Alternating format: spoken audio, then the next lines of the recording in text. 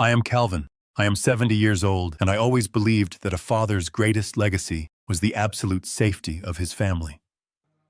But 3 days ago, I came home early from a fishing trip and found my empty house smelling of industrial bleach and my wife fighting for her life in the intensive care unit. When I rushed to the hospital expecting to find my son and his wife in tears, I found them sitting comfortably in the waiting area. They were drinking expensive lattes and laughing over a glossy real estate brochure as if nothing had happened. They thought I was just a clueless, tired old man. They thought I would blindly trust them. I walked right out to the hospital stairwell, pulled out my phone, and permanently locked every single financial account they had access to. The absolute panic that set in when their credit cards started declining was just the beginning of my lesson. Before I tell you the rest of this story, let me know where you are watching from in the comments below. Hit like and subscribe if you believe that disrespect and greed should always be met with severe consequences. The drive back to my home in the quiet suburbs of Seattle was supposed to be relaxing. I had spent the last 4 days at a remote cabin up in the mountains, a trip my wife Patty had practically forced me to take. She told me I needed the fresh air and the quiet. Patty and I had been married for 42 years, and she knew exactly when I needed to step away from the world. We had built a beautiful life together. I spent decades working long, demanding hours as a civil engineer, pouring every ounce of my energy into securing our future and providing a life of privilege for our only son, Colin. I had looked forward to coming home a day early to surprise Patty. I had even stopped at the local market to buy her favorite yellow tulips. When I pulled into the driveway, the house was completely dark. It was mid-afternoon, and usually the curtains would be drawn back to let the natural light flood into the living room. I unlocked the heavy oak front door and stepped inside expecting the familiar scent of Patty baking or the sound of the television playing her favorite afternoon programs. Instead, an unnatural, absolute silence greeted me. But it was not just the silence that made the hairs on the back of my neck stand up. It was the smell. The overwhelming, pungent chemical odor of industrial-strength bleach hung thick in the air. It burned the back of my throat the moment I took a breath. I set the yellow tulips down on the entryway table and called out Patty's name. There was no answer. I walked further into the house and noticed that the hardwood floors leading toward the main staircase were impeccably, completely spotless. They were gleaming wet in certain spots as if someone had just scrubbed them with a manic intensity. Patty never used harsh chemicals like bleach on our antique hardwood. She always said it ruined the finish. My heart began to hammer against my ribs. A deep, primal instinct told me that something was terribly wrong. I walked toward the kitchen and saw the answering machine sitting on the granite counter. The small red light was blinking furiously. I pressed the play button, and the automated mechanical voice of the hospital dispatch filled the empty kitchen. The message stated that Patricia Foster had been admitted to the emergency room with severe head trauma and was currently unresponsive. The room seemed to spin. The message had been left the previous evening. My phone had been out of service range up in the mountains, so I had received no notifications. I dropped my keys on the counter, turned around, and ran out the door, completely forgetting the flowers. The drive to the county hospital was a blur of traffic lights and crushing anxiety. I practically ran through the sliding glass doors of the emergency room, demanding to know where my wife was. A sympathetic nurse guided me to the intensive care unit on the 3rd floor. The smell of antiseptic and rubbing alcohol here was entirely different from the harsh bleach in my hallway, but it was just as terrifying. I stopped outside room 312. Through the heavy glass window, I saw her. My beautiful, vibrant Patty was lying in a hospital bed, looking incredibly small and frail. Her head was wrapped in thick white bandages, and a bulky plastic tube was inserted down her throat, connecting her to a mechanical ventilator that breathed for her. The rhythmic hissing of the machine was the only sound in the room. I placed my hand against the cold glass, feeling tears stream down my wrinkled cheeks. I felt a profound, agonizing helplessness. I needed to find the doctor. I needed to know what happened to the woman who was my entire world. I wiped my face, took a deep breath, and walked down the sterile corridor toward the waiting lounge. I expected to find my 40-year-old son Colin pacing the floor. I expected to see his wife Megan crying into a tissue. What I saw instead stopped me dead in my tracks. Colin and Megan were sitting on a comfortable leather sofa in the corner of the lounge. They were not crying. They were not comforting each other. Colin was casually leaning back, his legs crossed, wearing a perfectly tailored designer jacket. Megan was sipping from a large iced coffee cup, smiling brightly. Between them, spread open on the small glass table, was a glossy brochure for a highly exclusive commercial real estate development. I watched as Megan pointed at something on the page, and Colin chuckled, nodding his head in agreement. They looked like two people sitting in a luxury airport lounge waiting for a vacation flight. They did not look like people whose mother was currently fighting for her life on a breathing machine 50 feet away. I stood in the hallway, letting the reality of their complete indifference wash over me. I forced my hands to uncurl from fists.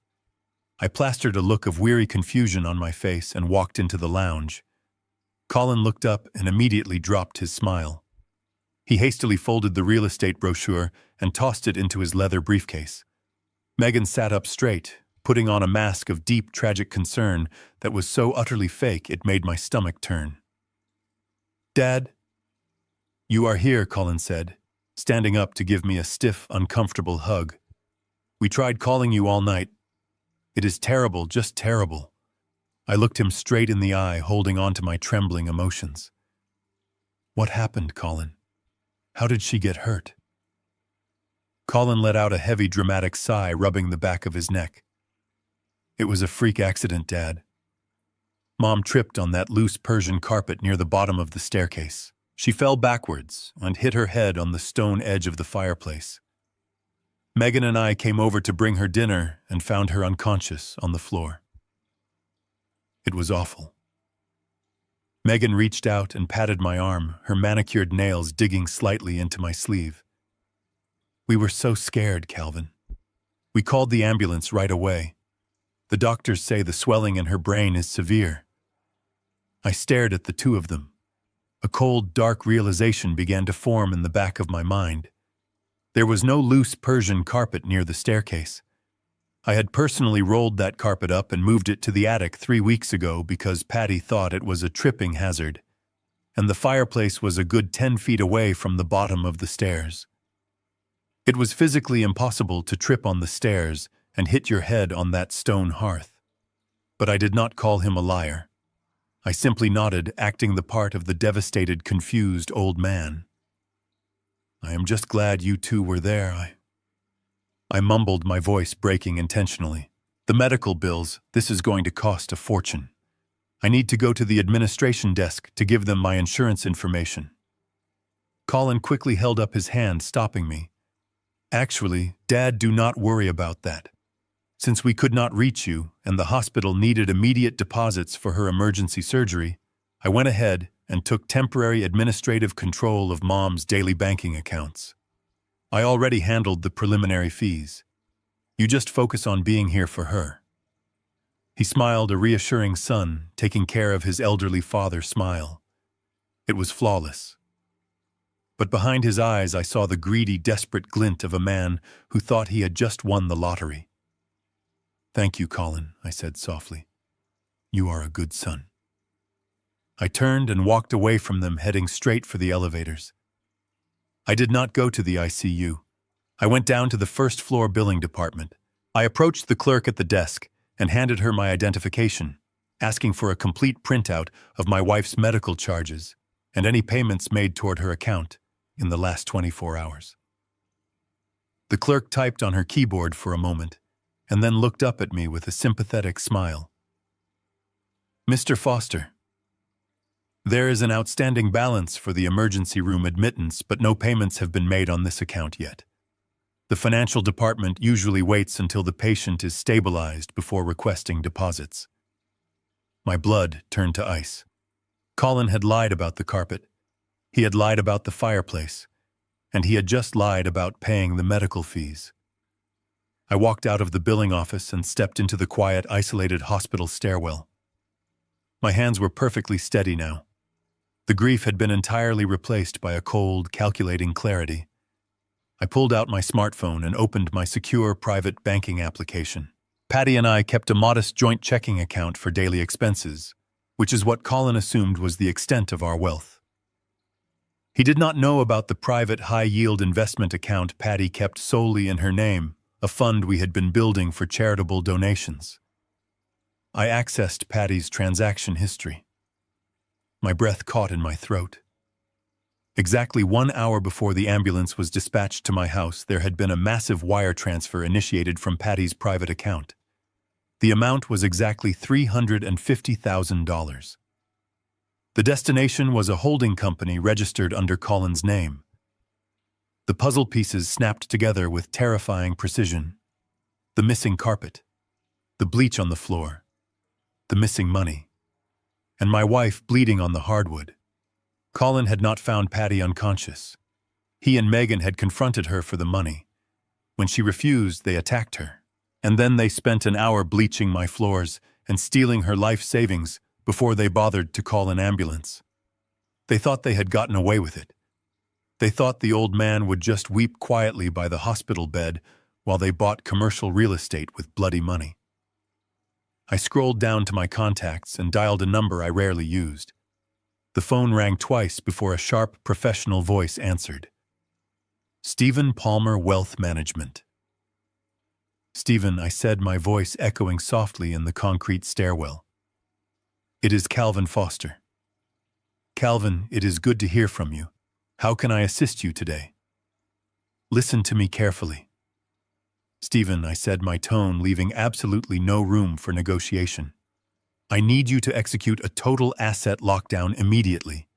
Freeze every single checking, savings, and investment account tied to the Foster name. Freeze the trust funds. Cancel all supplementary credit cards issued to Colin and Megan. I want a complete, impenetrable financial wall built around my estate within the next 60 seconds.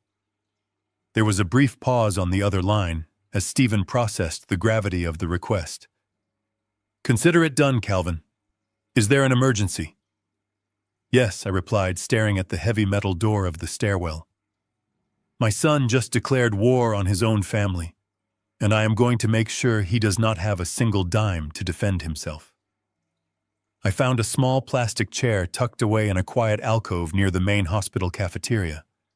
From this hidden vantage point, I had a perfectly clear view of the cash registers and the food line. The harsh fluorescent lights buzzed incessantly overhead, casting a sickly pale glow over the white linoleum floor.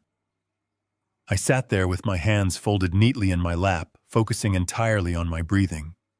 The initial shock and the burning anger inside me had distilled into something much colder and far more dangerous. I was no longer a terrified, grieving husband, reacting blindly to a family tragedy. I was an experienced engineer sitting back and watching the structural integrity of my son's life begin to crack under immense pressure. I knew I did not have to wait very long. About 20 minutes after my quiet phone call to Stephen, I saw Colin and Megan walking down the brightly lit corridor toward the food court. They were walking briskly, and they still carried that same repulsive, arrogant energy. Megan had her expensive designer leather handbag slung over her shoulder, and Colin had his latest smartphone pressed tightly to his ear. He was talking animatedly, using broad hand gestures, discussing profit margins and commercial zoning permits. They were completely disconnected from the brutal reality of the intensive care unit upstairs, where my wife was fighting for her next breath. They stepped casually into the cafeteria line, grabbing expensive bottled water and a few prepackaged sandwiches without a care in the world. I watched them closely as they finally reached the front of the line. The cashier was a young, tired-looking woman wearing a blue hospital apron. Colin barely acknowledged her existence.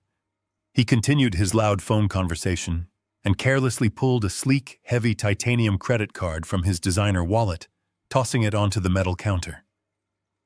The cashier politely scanned their items and ran the metallic card through the electronic payment machine. She waited a moment, staring at the small digital screen, and then tapped it with her finger. She ran the card through the slot a second time. I leaned forward slightly in my plastic chair. The trap I had carefully laid was finally springing. The cashier politely interrupted Colin, telling him in a quiet voice that his card had been declined. Colin let out a loud, annoyed sigh, rolling his eyes as if he were dealing with an incompetent child. He told the person on the phone to hold for a second. He snapped at the cashier, claiming her old machine was obviously broken, and shoved a different gold-colored card across the counter. The cashier swiped it patiently. Declined. I could see the exact moment the arrogant annoyance on Colin's face shifted into genuine confusion. He pulled his phone away from his ear and stared blankly at the cashier. He raised his voice and told her to run it again because he knew there was over $50,000 in available credit on that specific card. The cashier simply shook her head and quietly suggested he step aside and contact his banking institution. Megan stepped forward now, looking visibly irritated by the delay. She told Colin to just move out of the way and let her pay so they could get back to their important business calls. She unzipped her handbag and pulled out her own platinum card, which was linked directly to their primary joint marital account. She handed it to the cashier with a condescending smile. The cashier swiped the platinum card. The machine beeped a sharp, flat tone. Declined. Megan gasped softly, pulling her hand back as if the plastic payment terminal had physically burned her fingers. A small line of hungry, tired hospital staff had formed behind them, and people were beginning to stare at the wealthy couple holding up the line. Colin's face turned a deep, ugly shade of crimson. He aggressively snatched all his cards off the counter, muttering foul curses under his breath. He shoved the sandwiches and water bottles back toward the frightened cashier and grabbed Megan firmly by the elbow, steering her roughly out of the cafeteria area. His phone was still tightly gripped in his hand, but he was no longer talking about his real estate zoning permits. He was furiously tapping the glass screen, desperately trying to log into his mobile banking application. I watched his thumbs move frantically across the digital keyboard. Then he stopped dead in his tracks right in the middle of the corridor. His broad shoulders dropped heavily. I knew exactly what he was seeing on that small glowing screen. Account frozen. Access denied. Please contact your branch administrator immediately. Absolute, unadulterated terror washed over Colin's face. He looked at his wife and whispered something frantic and breathless. Megan dropped her handbag straight onto the floor, completely ignoring the fact that the fine leather landed directly in a sticky puddle of spilled coffee. Her face went entirely pale, losing all its previous haughty color. The $350,000 they had violently stolen from my wife was locked safely behind the impenetrable financial firewall Stephen had just erected on my behalf. They had absolutely no access to the stolen funds, and their own personal lines of credit had been choked off as collateral damage. They were suddenly and completely broke, standing in the middle of a public hospital corridor. Colin looked up, breathing fast, and frantically scanned the crowded hallway. He was looking for his easy target. He was looking for the clueless, grieving old man he could easily manipulate. I slowly stood up from my plastic chair in the alcove. I made sure to stoop my shoulders slightly, curving my spine to look older and smaller. I adjusted my face into an expression of perfect, helpless bewilderment and shuffled slowly out into the open hallway, right into his line of sight. Colin spotted me instantly and practically sprinted across the linoleum floor. Megan followed closely behind him, her high heels clicking rapidly and erratically against the hard surface.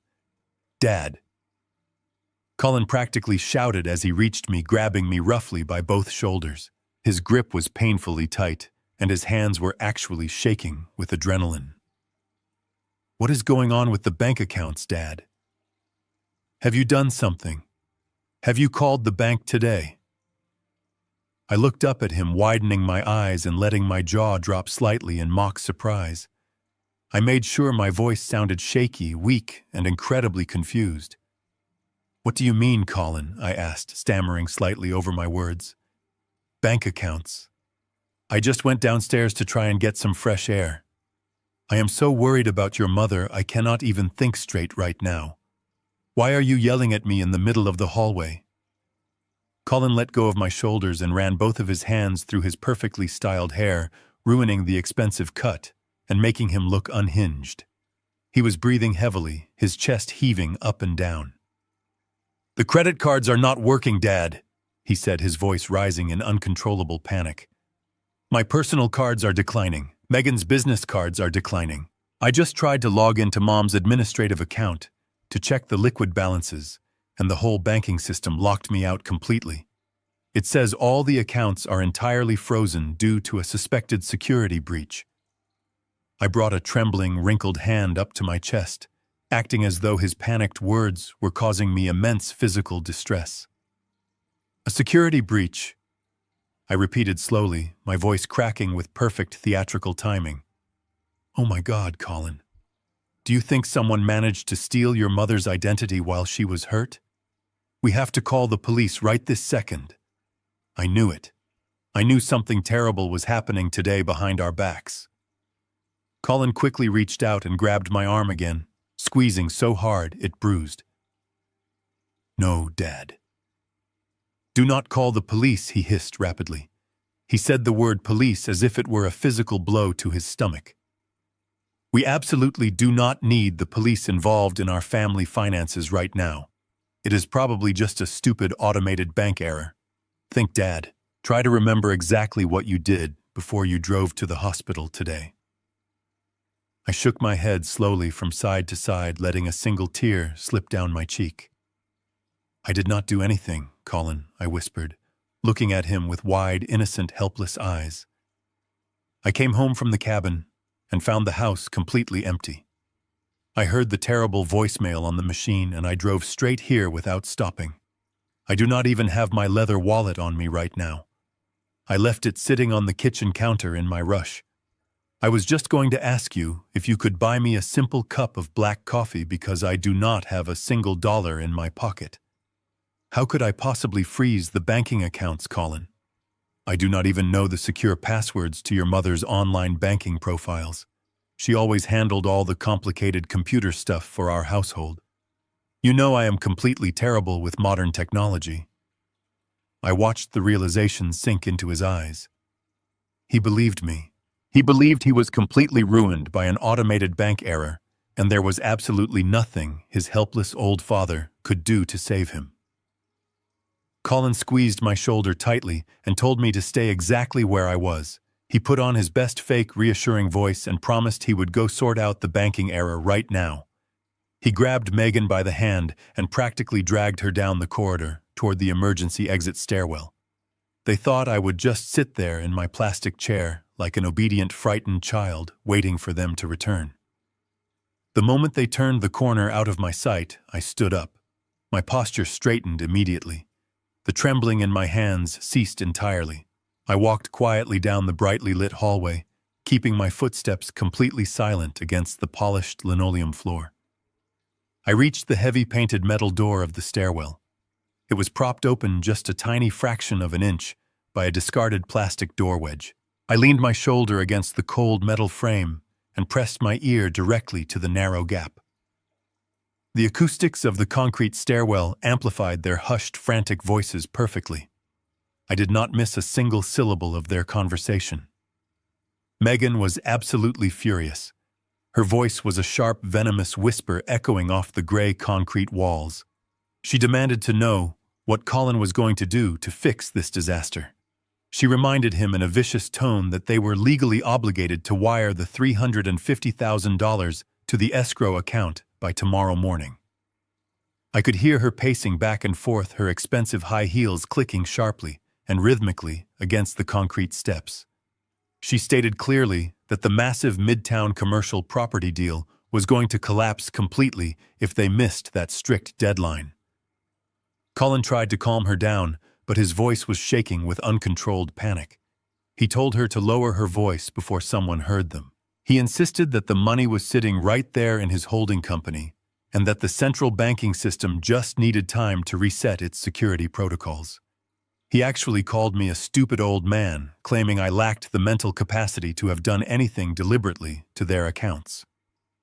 But Megan was not listening to his weak excuses. She stopped pacing abruptly and confronted him directly. She asked him if he truly understood the terrifying reality of their current financial situation. She reminded him that they did not just borrow money from a traditional bank to fund their massive portion of the Midtown project. This was the missing piece of the puzzle I had been waiting for. I closed my eyes and listened intently as the dark, ugly truth of their sheer desperation finally spilled out into the open air. Colin had drastically overextended his real estate firm many months ago. He desperately wanted to buy into a massive luxury development project in the city center to elevate his social status, but his personal credit was already stretched to the absolute limit. No legitimate financial institution in the entire state would approve him for another loan. So he went looking for alternative financing in the darkest corners of the city. He found ruthless men who did not ask for credit scores or standard background checks. He borrowed money from men who demanded exorbitant weekly interest rates and collateral paid in blood. Megan's voice trembled uncontrollably as she spoke. She told Colin that the violent men they borrowed from were not going to sit around and wait for a banking system to reset itself. She mentioned a man named Silas. She said Silas had explicitly promised to send his associates to their personal residence if the wire transfer was not completed by 8 o'clock tomorrow morning. She was crying now, not shedding fake tears for her mother-in-law in the hospital, but crying genuine, terrified tears for her own physical safety. She reminded Colin loudly that they had put up their own luxury cars and their high-end downtown apartment as direct collateral for the shadow loan. If they defaulted on the payment, they would lose absolutely everything they owned. They would be left completely destitute, and their lives would be in genuine physical danger. Colin slammed his heavy hand against the metal handrail of the stairs. The sharp, hollow ringing sound echoed all the way up the stairway. He cursed loudly and bitterly. He said they had done absolutely everything right. He said they had taken care of his mother when she stubbornly refused to give them the investment money willingly. He actually said those exact horrifying words, "taken care of her." My blood ran ice cold in my veins. Hearing the casual, callous way he referenced attacking his own mother just to secure a real estate investment destroyed any lingering trace of paternal sympathy I might have still held in my heart. He tried to justify his violent actions to Megan by claiming Patty was just uselessly hoarding the family wealth for no good reason while he was actively trying to build a massive financial empire. Megan told him his precious empire was currently burning to the ground. She said they needed liquid cash right this very second to survive the night. She aggressively suggested they go back out into the waiting room and physically force me to call the bank to unlock the accounts. Colin immediately shot down that reckless idea. He accurately pointed out that if I called the bank and discovered the accounts were intentionally frozen by a private wealth manager, the entire bank error lie would be instantly exposed. He said I would start asking uncomfortable questions. He realized that if I saw the massive wire transfer on the transaction history, I would quickly connect the dots and realize they had stolen the money right before Patty ended up bleeding on the floor. Colin knew perfectly well that keeping me completely in the dark was their only chance of maintaining control. He took a deep, ragged breath, trying to regain control of his spiraling panic. He told Megan he had a brilliant backup plan to save them both. He said he personally knew a corrupt private notary public who owed him a massive favor from a previous shady business deal. He explained that since I was currently distracted and emotionally destroyed by the hospital situation, they had the perfect window of opportunity. He told Megan he was going to quickly draft a forged medical power of attorney document. He planned to use that forged legal document to secure a massive emergency bridge loan using my completely paid-off house as collateral. He believed my property held immense equity and could easily cover their debts. He confidently told Megan he could get the fraudulent bridge loan approved and funded by tomorrow afternoon, effectively paying off Silas and saving their commercial real estate deal without anyone ever knowing. Megan asked him how he planned to get my required signature on the loan documents. Colin laughed, a cold, breathless, terrible sound. He said he did not need my signature at all. He said the corrupt notary would stamp the document without me ever being present in the room. He said all he needed was a few hours away from the hospital to file the fraudulent paperwork and secure the fast cash. He told Megan to go back out to the cafeteria and babysit me. He instructed her to keep me crying and drinking bad hospital coffee while he went to steal the remaining equity of the house I had lived in for 40 years. I pulled my ear away from the heavy painted metal door. I stepped back into the brightly lit hospital corridor. My heart was beating with a slow, terrifyingly steady rhythm. They thought they were incredibly clever. They thought they had found a brilliant legal loophole to escape the violent men they owed. They had absolutely no idea that I had already anticipated their extreme desperation. I knew exactly what a cornered rat would do when completely starved of its resources. I turned around and walked slowly back to my plastic chair in the hidden alcove. It was time to call Stephen Palmer again. It was time to let my son build his own gallows. I left the hospital quietly slipping out through the side emergency exit, while Colin and Megan were still trapped in their panicked argument inside the concrete stairwell. The drive back to my house was completely silent. The sun had set fully now, casting long, dark, intimidating shadows across the quiet suburban streets. I kept my hands firmly gripped on the leather steering wheel, feeling the rough texture beneath my palms. As a civil engineer, I had spent 40 long years of my life studying the fundamental, unyielding laws of physics. I spent decades calculating complex stress loads on giant concrete pillars and measuring the exact physical force required to break solid steel structural beams. I knew exactly how physical objects moved through space. I knew exactly how heavy objects fell when gravity took hold. Colin had looked me right in the eye and claimed his mother tripped on a loose Persian carpet at the base of the staircase. He said she fell backward, hitting the back of her head on the sharp stone ledge of the fireplace hearth. But my mind instantly processed the spatial geometry of my living room, and I knew that physical trajectory was absolutely impossible. The bottom wooden step of our staircase was exactly 10 feet away from the stone fireplace. A human body, falling from a standing position at that specific angle, could not possibly travel that massive horizontal distance without a severe external force acting upon it. Patty did not just lose her balance. Patty did not stumble. She was pushed with immense physical violence, or she was struck. I parked my truck in the driveway and walked slowly up the brick pathway to the front door. The heavy, pungent chemical smell of industrial bleach hit my senses again, the exact second I turned the brass key in the lock. It was a sterile, dead smell that did not belong in a home filled with 40 years of warm memories. I did not turn on the main overhead lights. I wanted the house to remain exactly as they had left it. I walked through the dark hallway, guided only by the pale silver moonlight filtering through the large front living room windows. I walked straight past the pristine floors and headed directly down the narrow wooden stairs into my basement workshop. My workshop was my private sanctuary. It was a perfectly organized room filled with precision instruments and professional-grade diagnostic tools. I walked past my heavy wooden workbenches and opened my reinforced metal equipment cabinet. I reached past the heavy steel wrenches and grabbed a specific black protective hard case.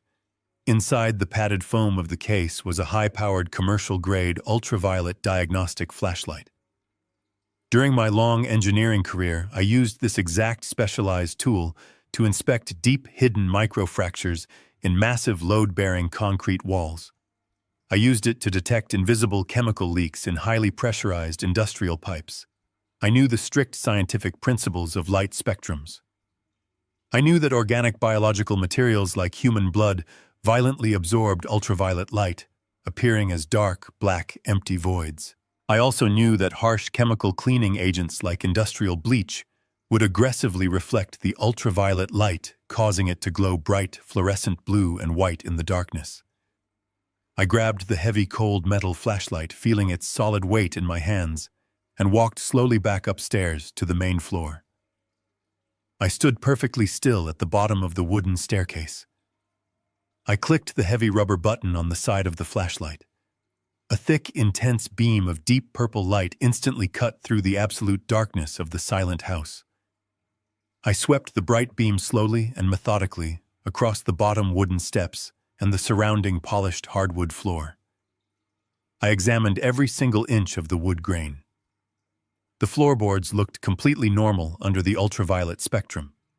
There were no bright glowing streaks of bleach here. There were no dark absorbing spots of organic matter.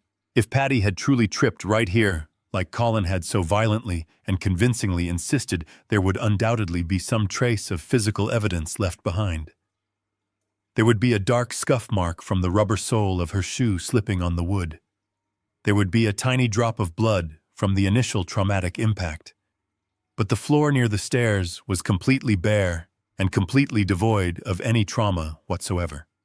Colin had intentionally lied about the exact location of the tragic incident to easily explain away the massive traumatic head injury. But my son had never possessed an analytical mind. He had not been smart enough to realize that an entirely empty, pristine crime scene was just as loud and just as incriminating as a desperately bloody one. I turned my back to the empty wooden staircase and walked slowly with heavy, deliberate steps toward the center of the dark living room. I pointed the purple beam of light directly toward the large, rough stone fireplace. The visual result was instantaneous and absolutely horrifying. The polished hardwood floor leading directly up to the raised stone hearth lit up like a chaotic, glowing neon map of pure terror. Broad, frantic, bright, glowing blue streaks of bleach completely covered the wooden floorboards. I could clearly see the wide, chaotic, swirling patterns of the cloth rags Megan must have used to desperately scrub the wood. The glowing blue trails overlapped each other, showing the manic speed and the blind panic of their cleanup effort. They had poured massive, reckless amounts of the harsh, toxic chemical directly onto the floor, right in front of the fireplace, trying desperately to erase the physical evidence of their violent greed. I stepped closer, feeling my breathing become incredibly shallow and my chest grow tight. I moved the ultraviolet beam up from the glowing wooden floor and focused the intense light directly onto the rough gray stones of the fireplace hearth. Right at the sharpest, jagged corner of the raised stone ledge, I finally saw the absolute truth. Amidst the chaotic, glowing blue smears of bleach, there was a dense, jagged, pitch-black void. It was a specific area where the ultraviolet light was being completely absorbed and swallowed by the surface. It was a thick, heavy, dark stain of human blood that had soaked deep into the porous, rough rock where the liquid bleach could simply not reach it. My hands began to tremble with a cold, terrifying rage. I lowered the purple light slightly and looked at the heavy brass fireplace tools resting quietly on their heavy iron stand. The long, heavy brass poker was sitting slightly out of alignment with the shovel and the brush. I moved the purple beam over the thick brass handle and down toward the heavy weighted pointed tip. Another dark black void appeared under the light, right near the heavy base of the solid brass poker. Someone had quickly and carelessly wiped the smooth metal shaft, but the thick blood had settled deep down into the intricate, decorative, engraved grooves near the handle. The horrific, brutal reality of my wife's final conscious moments played out in my mind with terrifying, crystalline clarity. Patty had somehow discovered the unauthorized massive wire transfer. She had confronted them right here in the center of our living room. She had adamantly and bravely refused to let them steal $350,000 to fund their shady, desperate real estate deal. Colin had become completely enraged by her stubborn refusal. He had grabbed the heavy brass poker and struck his own mother, or he had pushed her with massive, violent force against the sharp stone hearth to permanently silence her. They had left her bleeding on the floor while they scrubbed the wood.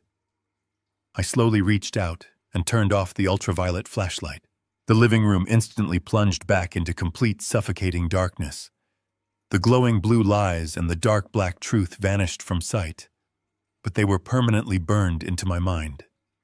My beautiful wife was currently lying in a sterile hospital bed with a thick plastic tube forcing mechanical air into her damaged lungs simply because our greedy son wanted to buy a commercial office building. The time for playing the confused, helpless, grieving old man was officially over. My investigation was complete. It was no longer a matter of protecting our financial assets. It was a matter of calculated total destruction. I pulled my phone from my pocket and prepared to call Stephen Palmer. It was time to start building a permanent, inescapable execution trap. I left the suffocating darkness of my home and drove straight into the heart of the sleeping city. The glowing dashboard clock read midnight, but sleep was the furthest thing from my mind. I navigated the empty streets until I reached a sleek glass and steel high-rise building overlooking the dark waters of the bay. This was the private residential office of Stephen Palmer. Stephen was not just a typical estate lawyer handling simple wills and testaments. He was a ruthless legal architect who specialized in building impenetrable fortresses around massive corporate wealth. I had hired him 15 years ago when my specialized engineering patents began generating serious quiet income. I had saved his own father from a predatory corporate bankruptcy many years before that, and Stephen owed me a debt of loyalty that money could never buy. He knew how to keep absolute secrets, and he knew how to utterly destroy anyone who threatened his clients. The night security guard recognized me immediately and nodded silently as I bypassed the main desk and took the private elevator straight to the secure penthouse level. Stephen was waiting for me in his massive study. He was wearing a dark, tailored suit, even at this late hour, pouring 2 glasses of aged scotch from a heavy crystal decanter. I declined the drink with a simple shake of my head. I needed my mind to remain perfectly sharp for the calculations ahead. I sat down in a heavy leather chair across from his mahogany desk and told him exactly what I had found on the living room floor. I described the glowing blue trails of the industrial bleach and the dark, absorbing void of my wife's, blood soaking deep into the porous stone hearth. I watched Stephen's face harden into a mask of pure, cold fury. The professional, polite demeanor vanished instantly, replaced by the calculating predator I paid him to be. He immediately reached for his desk phone, suggesting we call the chief of police and present the ultraviolet evidence to secure an immediate arrest warrant for attempted murder. I reached across the wide desk and firmly placed my hand over his, stopping him from lifting the receiver. I told him that calling the police right now would be a massive strategic mistake. If we brought in the authorities prematurely, Colin would instantly invoke his right to remain silent.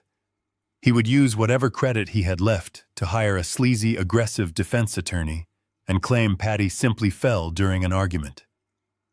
The physical evidence of the bleach was incredibly compelling, but without a direct confession, a clever lawyer could drag the trial out for years, inflicting endless trauma on Patty when she woke up. I told Stephen I did not want a long, messy public trial. I wanted absolute, immediate devastation. I wanted Colin to trap himself so thoroughly and so hopelessly that he would beg the police to arrest him, just to escape the financial and physical hell I was about to unleash upon him. Stephen slowly sat back in his chair, steepling his fingers together. He asked me what my exact parameters were for this trap. I laid out the psychological profile of my own son using the same cold logic I would use to analyze a failing concrete pillar. I explained that Colin was currently cornered by violent loan sharks with a strict 8:00 morning deadline. I told Stephen that Colin was deeply arrogant, but highly predictable under extreme stress. Since I had permanently frozen all the liquid cash assets, his only remaining option was to leverage physical real estate. I explained the desperate conversation I had overheard in the hospital stairwell. Colin was planning to use a corrupt public notary to forge a medical power of attorney. He was going to use that completely fraudulent document to apply for a massive emergency bridge loan using my entirely paid-off house as direct collateral. Stephen smiled a thin, dangerous smile, realizing the perfection of the incoming mistake. He noted that any legitimate high-risk lender would automatically run a title check and route the final authorization directly through his law firm, since Stephen was legally listed as the primary custodian of the Foster family estate. "That is exactly what I am counting on," I replied, my voice completely steady. I instructed Stephen to remain at his desk and wait for the urgent loan authorization request to come across his secure computer network tomorrow morning. I told him that when the fraudulent paperwork arrived, he was not to flag it for fraud. He was not to cancel it or alert the authorities. Instead, I wanted him to completely and officially approve the transaction. I wanted him to let the massive loan process seamlessly making Colin believe he had won. But I needed Stephen to execute one crucial deadly modification to the final destination of the funds. While I was sitting in that elegant penthouse carefully engineering his total financial execution, my son was desperately digging his own grave on the other side of town. Colin had driven his luxury car to a poorly lit abandoned strip mall on the desolate outskirts of the city. He met with a disgraced former real estate broker who still held an active public notary license. This man was a known bottom feeder who specialized in stamping shady contracts for a quick cash bribe, no questions asked. Colin sat in the cramped, windowless back room of that dingy office, sweating profusely under the flickering fluorescent lights. The terrifying threat of Silas and the loan sharks was burning in his mind. He pulled out a blank standard medical power of attorney form from his leather briefcase. He filled in my name as the incapacitated delegator and his own name as the sole authorized agent. He deliberately checked the specific legal boxes that granted him total unlimited control over all my physical real estate properties and all my financial assets, claiming I was mentally incompetent due to sudden, severe psychological trauma. Then came the final, irreversible step into complete criminality. Colin picked up a black ink pen. He did not hesitate. He did not feel a single ounce of guilt for the mother currently bleeding in the hospital, or the father he was actively and viciously betraying. He pressed the pen firmly to the paper and fluidly forged my signature on the bottom line. He had practiced my exact signature for years when he was an arrogant teenager trying to fake bad high school report cards. The corrupt notary did not ask a single question shown about the sudden late-night emergency. He simply took the thick envelope of bribe money, stamped the heavy official state seal onto the forged document, and signed his own name, validating the massive, dangerous lie. With the fraudulent power of attorney officially secured, Colin immediately opened his laptop computer right there on the dirty desk. He accessed a high-risk private lending portal. These were aggressive lenders who did not care about standard credit scores or ethical banking practices. They only cared about hard physical property collateral and charging exorbitant weekly interest rates. Colin quickly uploaded the forged power of attorney document. He uploaded the legal property deed to my suburban home, which he had secretly photographed weeks ago while pretending to visit his mother. He formally requested an expedited commercial bridge loan for exactly $400,000. He requested the massive funds to be wired directly into his personal holding company account at the earliest possible business hour, claiming an absolute family emergency. He aggressively typed in the final submission command and watched the digital loading bar complete the transaction. The private lender's automated financial system instantly flagged the high-value suburban property. Following standard legal protocols, the system sent a mandatory verification ping directly to Stephen Palmer's secure legal network, exactly as I had mathematically predicted. Colin closed his laptop and leaned back in his chair, letting out a massive, shaky breath of relief. He wiped the cold sweat from his forehead. He honestly believed he had just outsmarted everyone. He believed the corrupt notary had given him the golden ticket to pay off his dangerous debt and secure his midtown real estate empire. He thought his father was just a weak old fool crying alone in a hospital waiting room, completely oblivious to the millions of dollars moving around him in the dark. He had absolutely no idea that his perfectly forged loan application was flying straight into the jaws of a legal trap so tightly coiled it would snap his entire life in half. I finished my meeting with Stephen as the first pale light of dawn began to break over the city skyline. The board was perfectly set. The forged documents were submitted. The violent loan sharks were waking up. It was time for the sun to rise on the most devastating day of my son's life. The pale morning sunlight crept slowly across the sterile white floor of the intensive care unit. I sat in a stiff plastic chair right beside my wife's bed, holding her cold, fragile hand in both of mine. The rhythmic mechanical hissing of the ventilator breathing for her was the only sound in the quiet room. Her chest rose and fell in a slow, artificial rhythm. I watched the steady green lines on the heart monitor, tracing the fragile beats of her life. The anger I had felt the night before had completely hardened into something resembling solid steel. I was no longer just a husband mourning a tragedy. I was the architect of a complete and total demolition. I gently brushed a stray lock of gray hair away from her bandaged forehead and whispered a quiet promise that the people who did this to her were about to lose absolutely everything. Exactly at 8 o'clock in the morning, my mobile phone vibrated silently in my coat pocket. I carefully let go of my wife's hand and stepped out into the quiet hospital corridor. It was Stephen Palmer. His voice was sharp and entirely devoid of morning pleasantries. "The automated legal alarm on my secure network just triggered Calvin," he said, his tone entirely professional and tightly controlled. "The private shadow lender system officially requested title verification on your suburban property exactly 15 minutes ago." Stephen explained that Colin had moved with terrifying speed. He had submitted a massive commercial bridge loan application for exactly $400,000. He had pledged the entire equity of my paid-off family home as the sole collateral. My son was trying to trade the roof over my head to save himself from the violent men he owed. I asked Stephen to describe the forged documentation. I could hear the rustling of heavy paper through the phone speaker. Stephen sounded almost insulted by the sheer amateur nature of the crime.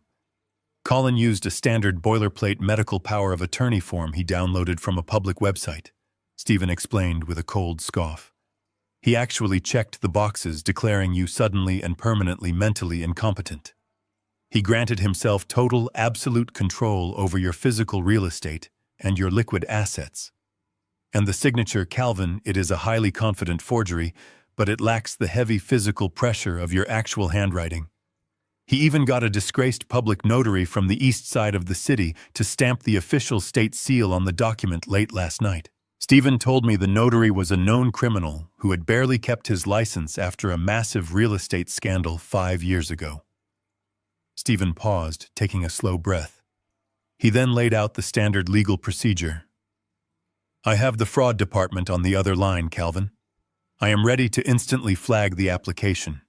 We can completely block the loan transfer report the corrupt notary to the state licensing board and have the police arrest Colin for felony forgery before he even finishes his morning coffee." Stephen was a brilliant lawyer, but he thought like a shield. He wanted to block the incoming attack and protect the asset. But I was an engineer, and I thought like a controlled demolition expert.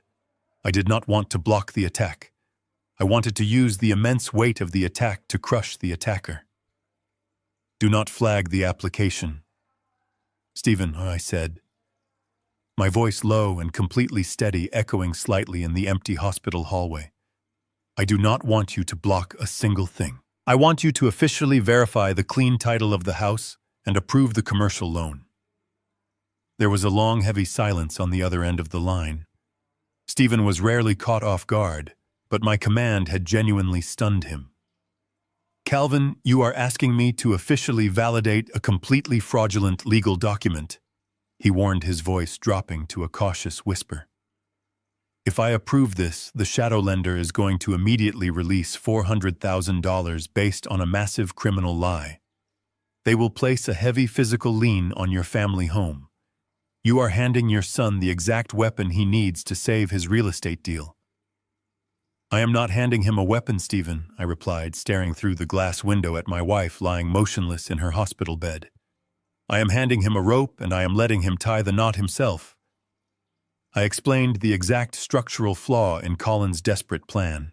If we blocked the loan right now, Colin would just scramble to find another illegal way to pay the loan sharks. He would remain desperate and unpredictable. I needed him to feel completely safe. I needed him to believe he had successfully outsmarted the entire system.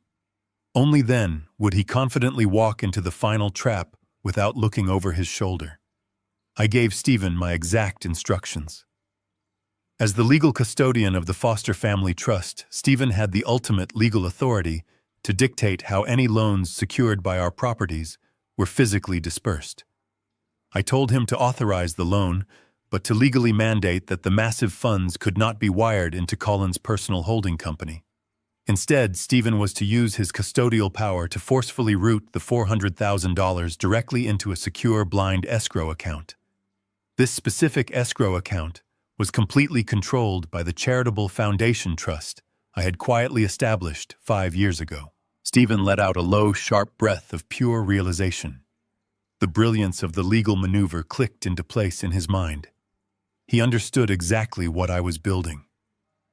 By forcing the money into the charitable escrow account, the shadow lender would still legally register the loan as successfully funded. The automated system would instantly send Colin a digital notification telling him his $400,000 had been approved and released. Colin would see that glorious approval message and believe his massive debts were entirely solved. He would proudly walk into his commercial real estate closing later today, thinking he was a wealthy, powerful businessman. But the money would never actually reach his hands.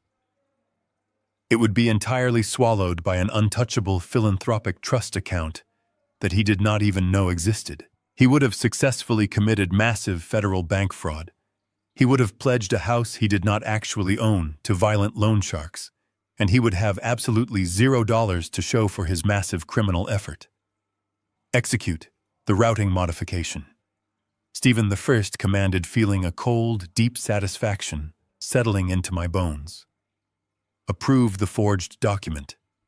Let the shadow lender release the funds and trap every single penny inside the charity escrow. Make sure the automated approval message gets sent directly to Colin's phone. I want him to smile today. I want him to feel absolute victorious relief right up until the exact second his entire world collapses. Consider it done, Calvin, Stephen replied, his voice now carrying a sharp, dangerous edge of anticipation.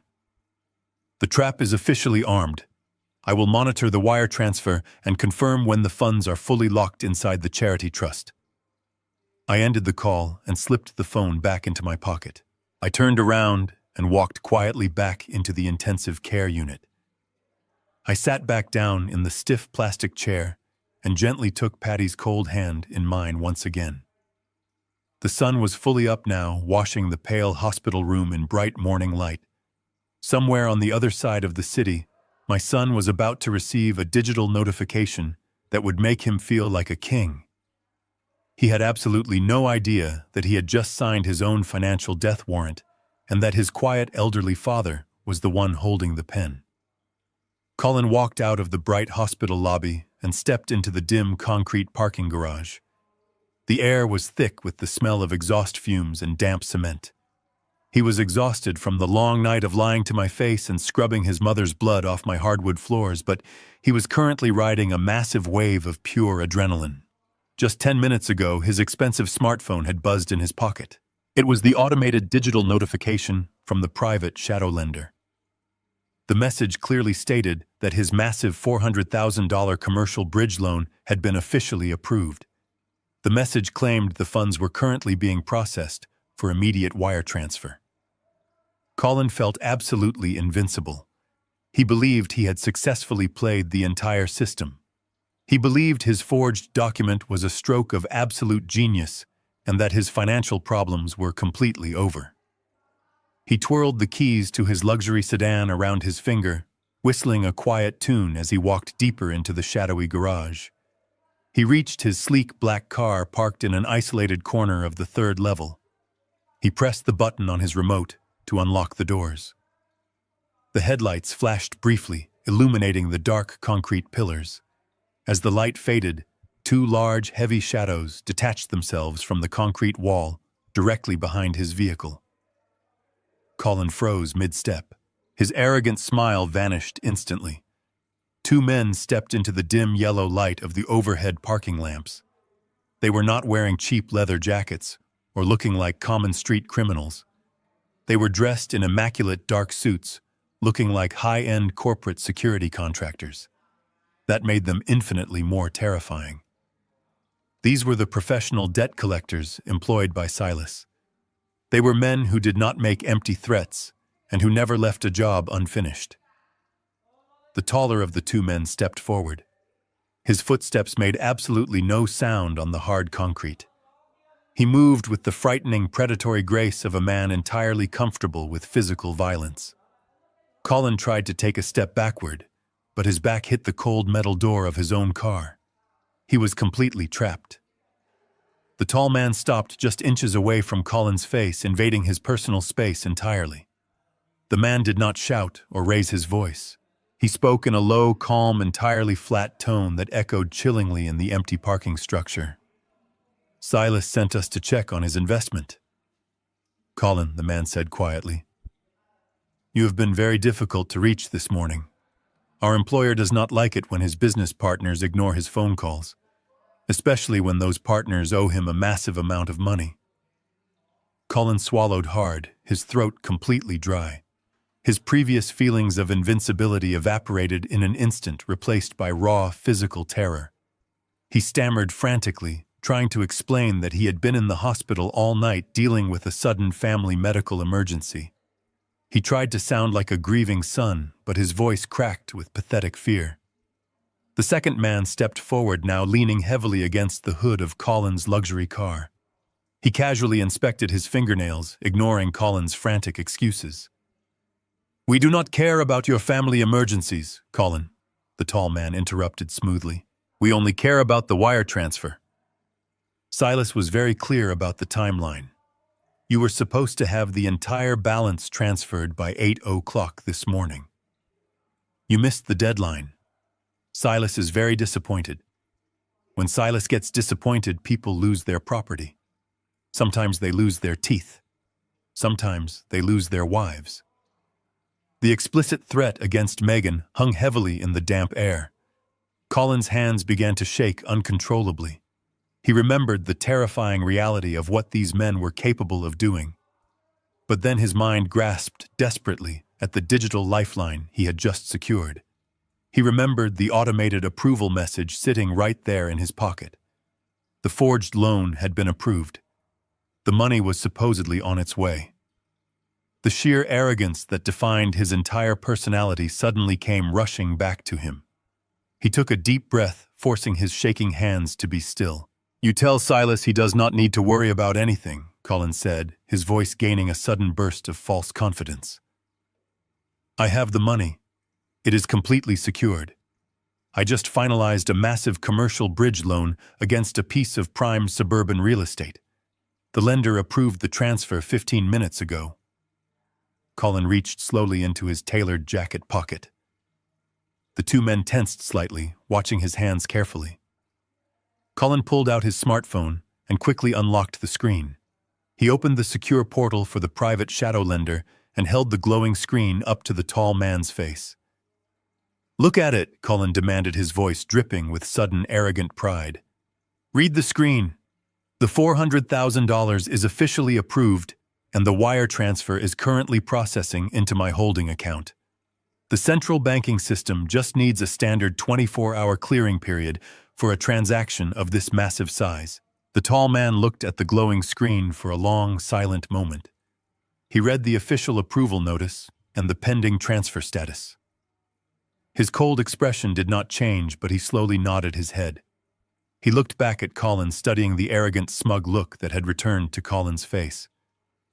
"Silas is not a bank, Colin," the man said softly. "He does not care about processing delays or automated messages. He cares about liquid cash resting securely in his own accounts."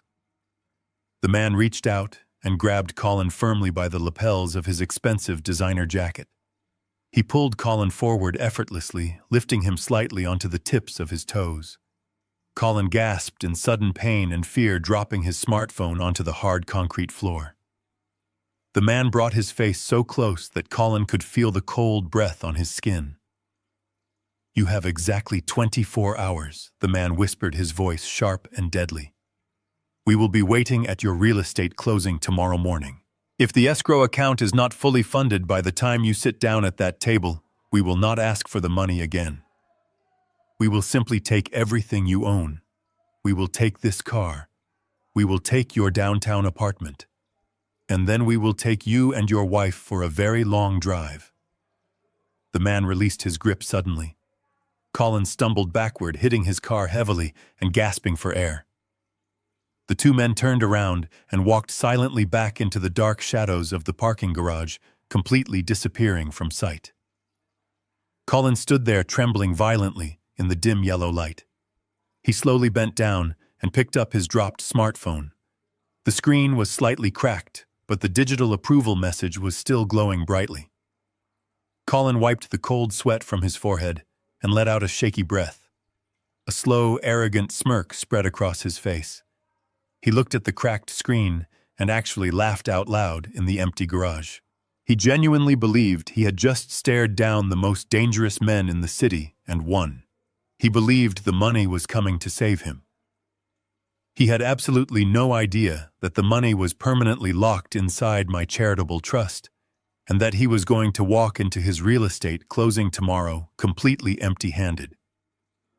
I sat in the stiff plastic chair beside my wife's hospital bed, watching the steady rise and fall of her chest under the thin white blanket. The rhythmic sound of the mechanical ventilator was the only constant noise in the silent room. I had been sitting there for hours, playing the role of the devoted, grieving husband perfectly. But my mind was actively calculating the next necessary move in this dangerous game. I knew my son Colin was currently down in the dark parking garage facing the violent consequences of his own massive greed. I also knew that his wife Megan was still lurking somewhere on the third floor of this hospital. She had been left behind to keep a watchful eye on me. But Megan was not just a passive observer. She was a deeply greedy and desperate woman who was currently watching her entire luxurious life burn to the ground. The automated bank error excuse Colin had given her was not enough to soothe her absolute terror. She needed direct access to the stolen $350,000 right now. I decided it was the perfect time to give her the opportunity she was desperately waiting for. I slowly stood up from the plastic chair, groaning softly, to emphasize my fake frailty. I stretched my back and walked out of the intensive care unit, leaving the heavy wooden door slightly ajar. I walked down the brightly lit linoleum corridor, heading slowly toward the nurse's station. I did not go all the way to the public break room. I simply turned the corner, stepping into the dark alcove near the supply closets. I stood perfectly still in the shadows and counted the passing seconds. I knew the exact psychological profile of a cornered thief. When the perceived threat leaves the immediate area, the thief will always creep out to finish the job. I waited exactly 3 minutes. Then I turned around and walked silently back toward my wife's hospital room, keeping my footsteps completely muffled against the polished floorboards. Through the large glass viewing window built into the heavy door, I saw exactly what I had engineered to happen. Megan had slipped inside the quiet room the very second she thought the coast was entirely clear. She was not standing by the metal bed frame weeping softly for her injured mother-in-law. She was not gently holding Patty's hand and offering quiet prayers for a swift medical recovery. She was standing aggressively over my helpless, comatose wife like a starving vulture circling a wounded animal. Her expensive designer clothes looked wrinkled, and her perfectly styled hair was beginning to fall out of place. Megan was holding a sleek black digital tablet in her left hand. It was a high-end professional device I recognized instantly. It was the highly secure biometric banking terminal Colin used for his massive corporate real estate transfers. The central banking system had completely locked them out of the massive funds they had violently stolen from my wife. Megan was incredibly manipulative, and she was smart enough to know exactly how high-level financial security protocols functioned. She knew that high-security private investment accounts required dual authentication to initiate an emergency password reset. A simple typed password was no longer enough. The banking application was demanding Patty's physical biometric fingerprint to bypass the frozen security wall and release the stolen funds. Megan had sneaked into this intensive care unit to physically assault a comatose woman just to steal her money a second time. I watched through the thick observation glass as she placed the digital tablet on the edge of the mattress. She reached down and violently grabbed my wife's right hand. She did not handle her with any care or basic human dignity. She roughly yanked Patty's limp arm toward the glowing screen, completely ignoring the delicate intravenous fluid tubes taped securely to her fragile, pale skin. I could see the sheer manic desperation on Megan's face. She was grinding her teeth together, pushing Patty's thumb directly onto the small glass scanning pad of the tablet. The screen flashed bright red, indicating a failed scan. Megan let out a frustrated, angry breath and tried to force the thumb down harder, bending my wife's fragile finger backward at a painful, unnatural angle. I did not shout for the hospital security guards. I did not rush frantically into the room to push her away. I simply reached out and opened the heavy wooden door, stepping inside and letting the metal latch click shut softly behind me. The quiet mechanical sound echoed loudly in the silent, isolated room. It was like a gunshot to Megan's frayed nerves. She gasped violently, dropping Patty's arm. The heavy digital tablet slipped from her trembling hands and landed face down on the thin hospital blanket. She spun around to face me, her eyes wide with sudden, absolute terror. Her chest was heaving up and down rapidly. She tried desperately to plaster that fake, sickeningly sweet daughter-in-law smile back onto her face, but the muscles in her cheeks were twitching uncontrollably with raw panic. "Oh, Calvin," she stammered, taking a quick, clumsy step away from the metal bed frame. "You startled me. I was just coming in to check on her while you were getting your coffee." Her poor hand looked so terribly cold lying there. I was just trying to rub some warmth back into her fingers. "It is so freezing in this hospital ward, do you not think so?" I did not answer her immediately. I walked slowly and deliberately across the small room. I did not look at the black digital tablet resting heavily on the blanket. I looked directly into her terrified, lying eyes. I let the comforting facade of the weak, confused elderly father completely drop away, just for a fraction of a second. I straightened my posture, pulling my shoulders back, and stood tall. I let her see the cold, calculating, highly intelligent engineer standing right in front of her. "You have to be incredibly careful with her hands." "Megan," I said, my voice dropping to a low, terrifying whisper that barely carried over the rhythmic hissing of the mechanical breathing machine. "The skin is very fragile right now. Any sudden aggressive pressure or unexpected violent trauma could leave a permanent mark.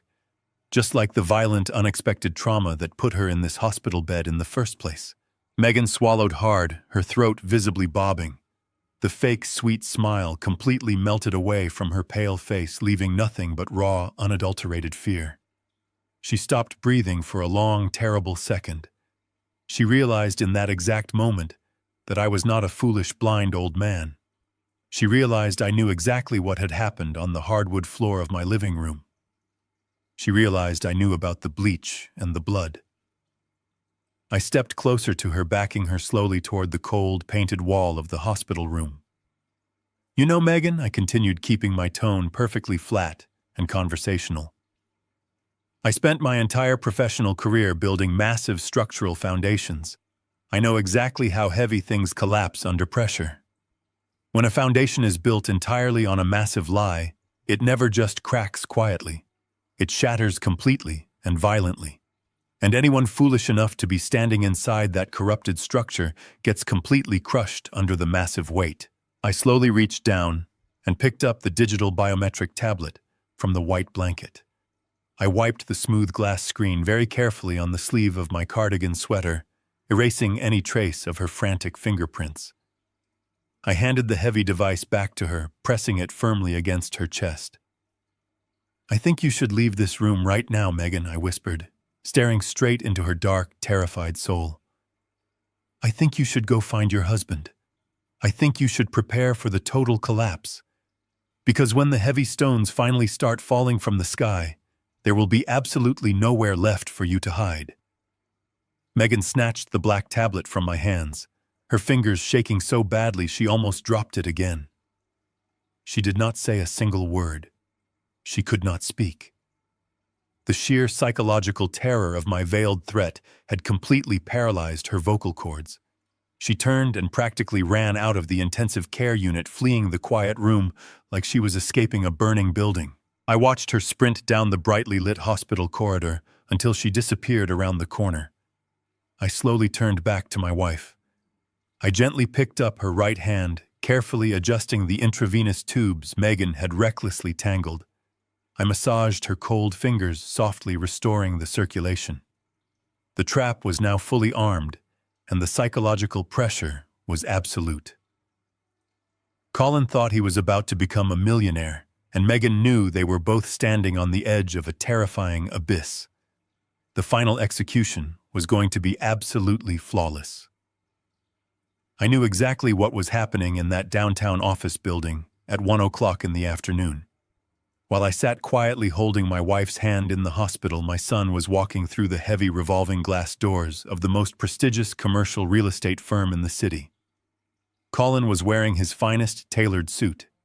He had spent an hour perfectly styling his hair and polishing his expensive leather shoes. He walked past the massive marble reception desk with his head held high, feeling like a true titan of industry. He genuinely believed he had successfully outsmarted everyone in his life. He thought he had beaten the violent loan sharks and completely manipulated his foolish elderly father.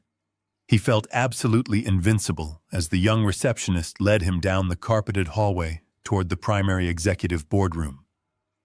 The boardroom was an intimidating space designed specifically to make men feel small, but Colin felt like he owned the entire building. A massive, polished mahogany table dominated the center of the room. Sitting on one side of the table were the three wealthy corporate developers who owned the Midtown commercial property. They were serious men in dark suits who did not have time for amateur investors. Sitting at the head of the long table was the senior escrow agent, an older, meticulous man with thick glasses and a completely emotionless face. Colin confidently took his seat across from the developers. He placed his expensive leather briefcase on the table and clicked the locks open.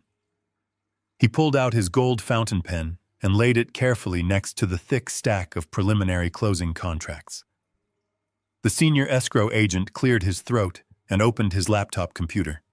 He looked over the heavy rim of his glasses and addressed the room in a dry, professional tone. He stated that all the preliminary physical inspections were complete and the commercial zoning permits were fully approved. The only remaining step to finalize the massive property transfer was the verification of the incoming $400,000 wire from Colin's private lending institution. Colin smiled a wide, arrogant smile. He leaned back in his heavy leather chair, steepling his fingers together in a gesture of supreme artificial confidence. He told the escrow agent to go ahead and refresh the banking portal because his private lender had confirmed the release of the massive funds early this morning. The escrow agent typed his secure password into the laptop and hit the enter key. The room was completely silent for a few long seconds. The agent nodded slowly, keeping his eyes fixed on the glowing screen. He announced that a wire transfer for exactly $400,000 had indeed just successfully landed in the firm's primary holding account. Colin let out a long, slow breath of absolute victorious relief. He reached out and picked up his gold fountain pen, ready to sign his name on the final binding documents. He looked across the table at the wealthy developers, expecting them to offer their hands in a respectful gesture of newly minted partnership. But the escrow agent did not slide the final contracts across the table. Instead, the older man frowned deeply. He leaned much closer to the computer screen, squinting his eyes in sudden, complete confusion. He tapped the keyboard several more times, his professional demeanor shifting into one of deep concern. He looked up from the screen and stared directly at Colin. The agent stated that there was a massive legal discrepancy in the routing instructions securely attached to the incoming wire transfer. Colin felt a tiny cold prickle of unease run down his spine, but he maintained his arrogant smirk. He casually waved his hand and told the agent it was probably just a minor clerical error from the shadow lender. He demanded that the agent print the final signature pages so they could close the massive deal and celebrate. The escrow agent shook his head slowly. "This is not a minor clerical error, Mr. Foster," the agent said, his voice dropping to a harsh, serious tone. "The automated clearinghouse routing numbers match our firm perfectly, but the legally binding beneficiary name on this massive wire does not match your commercial holding company. In fact, it explicitly forbids your commercial holding company from accessing a single penny of these funds." The three wealthy developers shifted uncomfortably in their seats. The lead developer narrowed his eyes and asked the escrow agent to explain exactly what was happening. Colin dropped his gold pen onto the mahogany table. His heart began to beat with a sudden, frantic rhythm. He leaned forward and aggressively demanded to know whose name was on the wire transfer. The escrow agent turned the laptop screen slightly so the entire room could see the official banking document. The agent read the strict legal mandate attached directly to the wire transfer by the authorizing custodian. He announced to the silent room that the $400,000 were permanently restricted and legally bound to the Foster Family Philanthropic Trust. He read the attached legal stipulations out loud. The money was strictly designated for the purchase of land for public charitable use. It was absolutely legally prohibited from being used for any private commercial development or personal financial gain. Furthermore, the agent noted that the transfer was permanently locked by the legal custodian of the trust, a man named Stephen Palmer. All the blood instantly drained from Colin's face, leaving him looking like a pale, terrified ghost. The walls of the massive executive boardroom suddenly felt like they were rapidly closing in on him. He grabbed the edge of the heavy mahogany table, trying to steady his trembling hands. The horrifying truth hit his arrogant brain with the crushing physical force of a runaway freight train. His father had not been a confused, helpless old man crying in the hospital corridor. His father had known absolutely everything. His father had somehow discovered the forged power of attorney and intercepted the massive shadow loan. "I had intentionally allowed the fraudulent money to process just to trap it permanently inside an untouchable charity fund." The lead developer slammed his hand violently against the table, breaking the stunned silence in the room. He stood up, his face red with sudden, furious anger. He looked down at Colin with absolute disgust. He accused Colin of being a pathetic, broke amateur who was wasting their extremely valuable corporate time playing stupid financial games. The developer told the escrow agent to immediately cancel the entire transaction and officially dissolve the partnership contract. The three wealthy men packed up their briefcases and stormed out of the boardroom without looking back, leaving the heavy glass doors swinging wildly behind them. Colin sat frozen in his leather chair, completely unable to speak or move. His entire luxurious life had just evaporated into thin air in less than 2 minutes. He had absolutely no commercial real estate deal. He had $0 in his frozen bank accounts. He had just successfully committed massive federal bank fraud by pledging a house he did not even own to a ruthless shadow lender. And the terrifying 24-hour deadline Silas had given him in the dark parking garage was rapidly bleeding away. The senior escrow agent closed his laptop with a loud, sharp snap. He looked at Colin with cold, professional disdain. The agent told Colin that he was legally obligated to report the massive funding discrepancy to the State Financial Regulatory Board. He asked Colin to pack his things and leave the premises immediately. Colin slowly stood up, his legs shaking so badly they could barely support his body weight. He blindly reached out and grabbed his gold pen, tossing it carelessly into his briefcase. He stumbled out of the executive boardroom and walked heavily down the long, carpeted hallway. He felt completely numb. He pushed through the heavy revolving glass doors and stepped out onto the busy downtown sidewalk. The bright afternoon sun blinded him. He looked desperately up and down the crowded street. He saw a sleek black vehicle parked illegally near the corner directly across from his own luxury sedan. Two large men in immaculate dark suits were leaning against the hood, watching him with cold, dead eyes. Silas and his debt collectors had arrived exactly as they promised. The absolute crushing weight of his total destruction finally fell upon Colin's shoulders, and he realized with terrifying clarity that there was absolutely nowhere left to run. I watched the security camera feed from the dark corner of my living room. I sat perfectly still in my heavy armchair, enveloped in complete shadows. The house was entirely silent, but I knew a massive storm was rapidly approaching my front door. Colin had somehow managed to evade the two professional debt collectors waiting outside his downtown office building. He had likely slipped out through a basement service elevator and sprinted through a dirty back alley like a hunted animal. He had driven frantically back to his luxury apartment just long enough to grab Megan and flee before Silas and his violent men could break down their front door. They had absolutely nowhere else to run. They had burned every single bridge and exhausted every possible line of credit. The only place left for them to go was the one place they thought still held tangible physical wealth. They were coming to rob the very house they had just failed to steal. The bright headlights of Colin's luxury sedan abruptly cut through the darkness of my front lawn. He did not park normally in the paved driveway. He drove his car aggressively up over the concrete curb, parking directly on the grass behind the large oak tree. He was trying desperately to hide the vehicle from the main street. The heavy car doors slammed shut with loud, echoing thuds. Through the thick glass of the front living room window, I watched my son and his wife sprinting across the damp lawn. They were completely unhinged. Megan was crying hysterically, tripping over her expensive designer shoes in the wet grass. Colin was dragging her roughly by the arm, his face twisted into a mask of pure feral panic.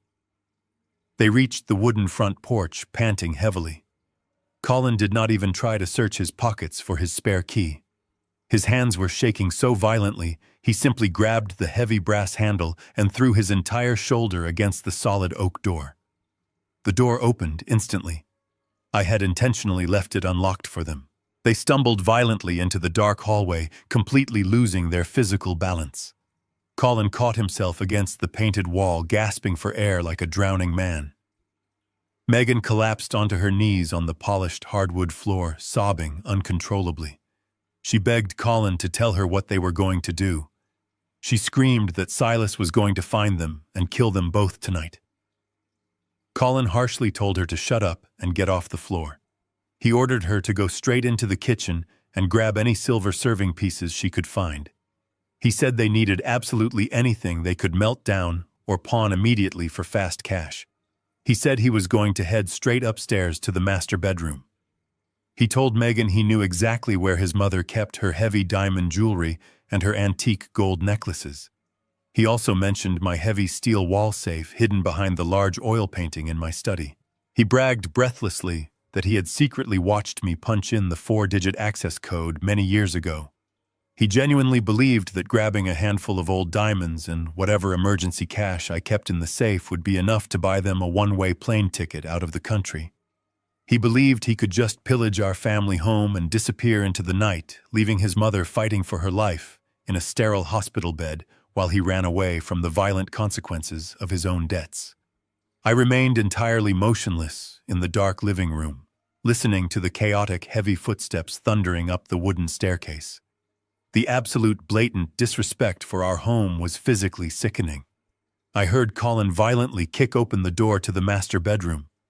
I heard the loud crashing sounds of heavy wooden dresser drawers being pulled out and thrown aggressively onto the floorboards.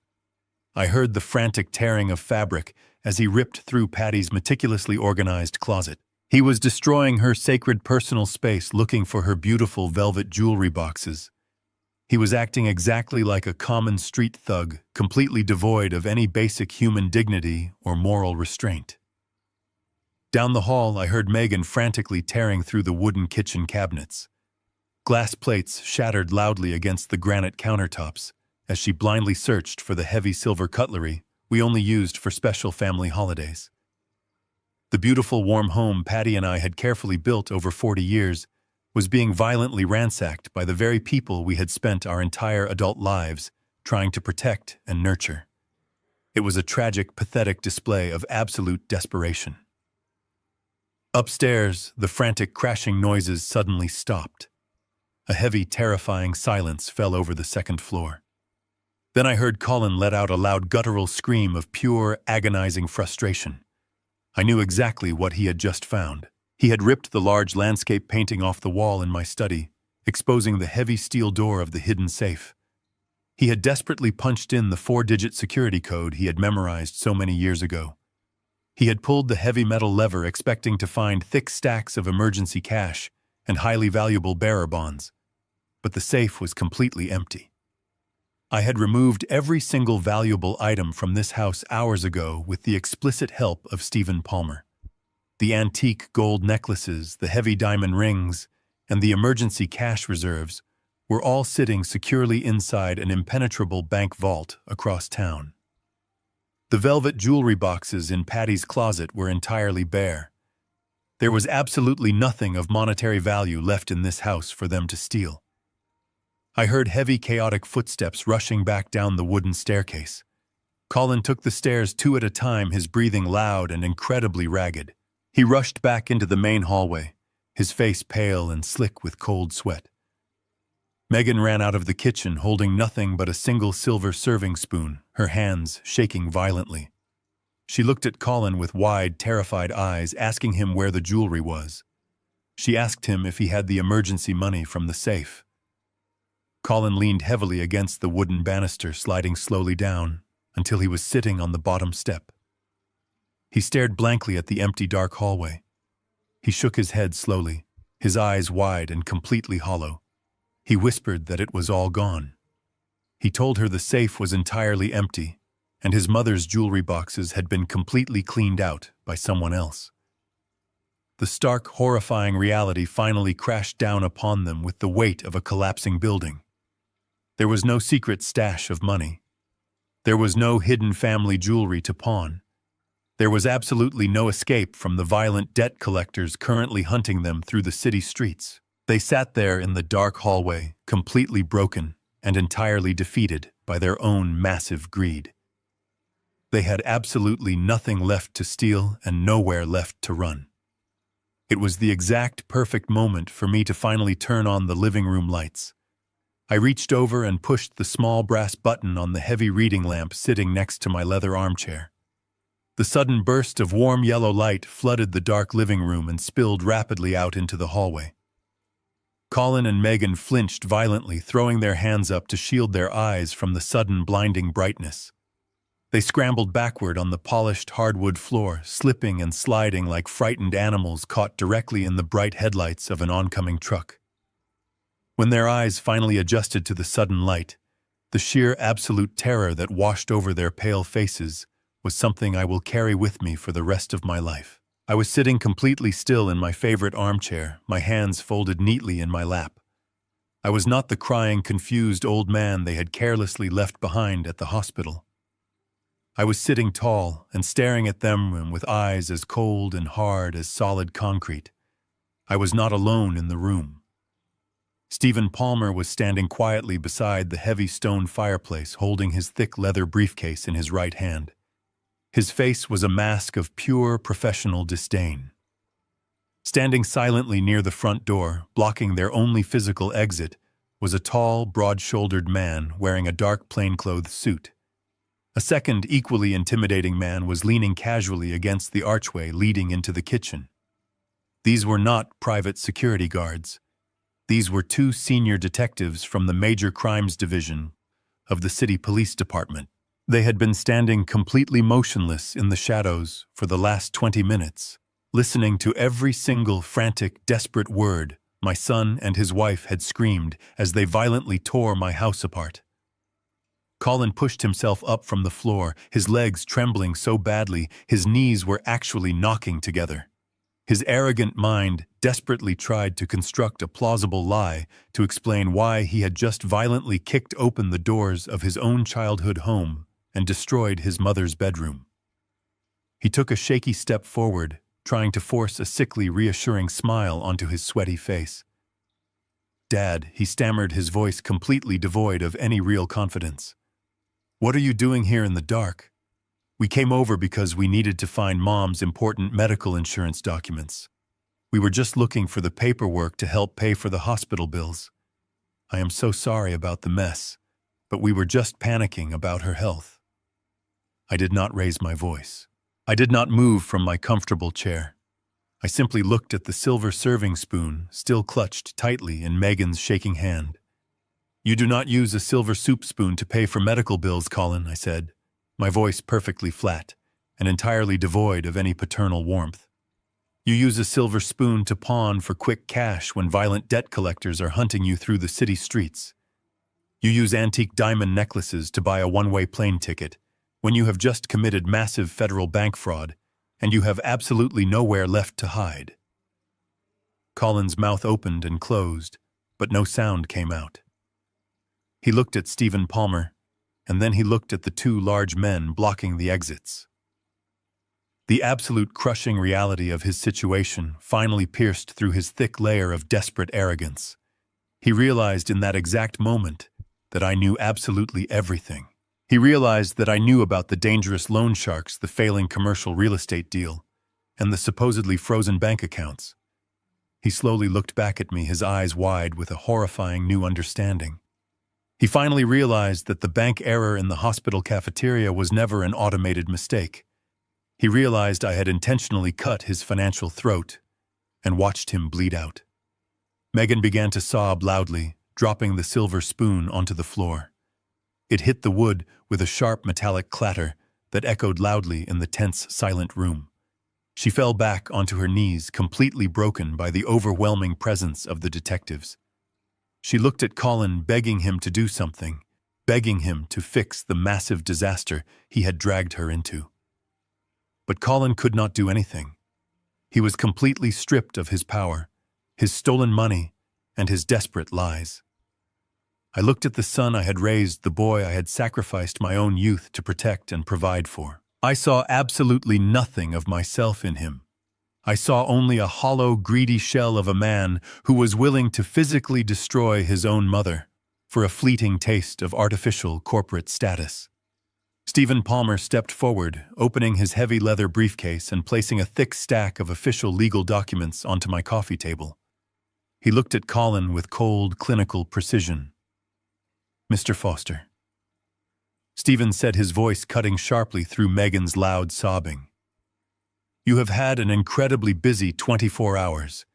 You have attempted to violently steal $350,000 from your mother's private investment accounts. You have successfully forged a medical power of attorney document.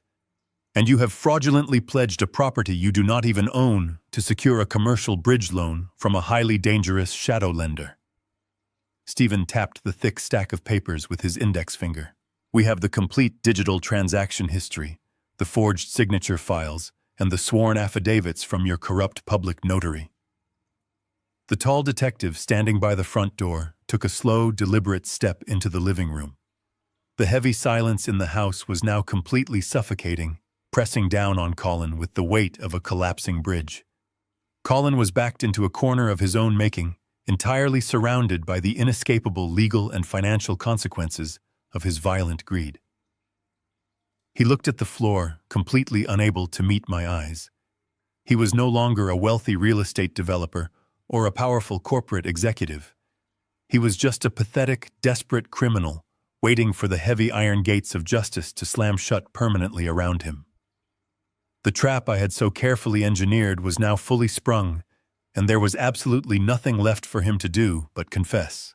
I leaned forward in my armchair and picked up the first piece of paper from the thick stack Stephen had placed on the coffee table. I held it up so the bright living room light hit the stark black ink.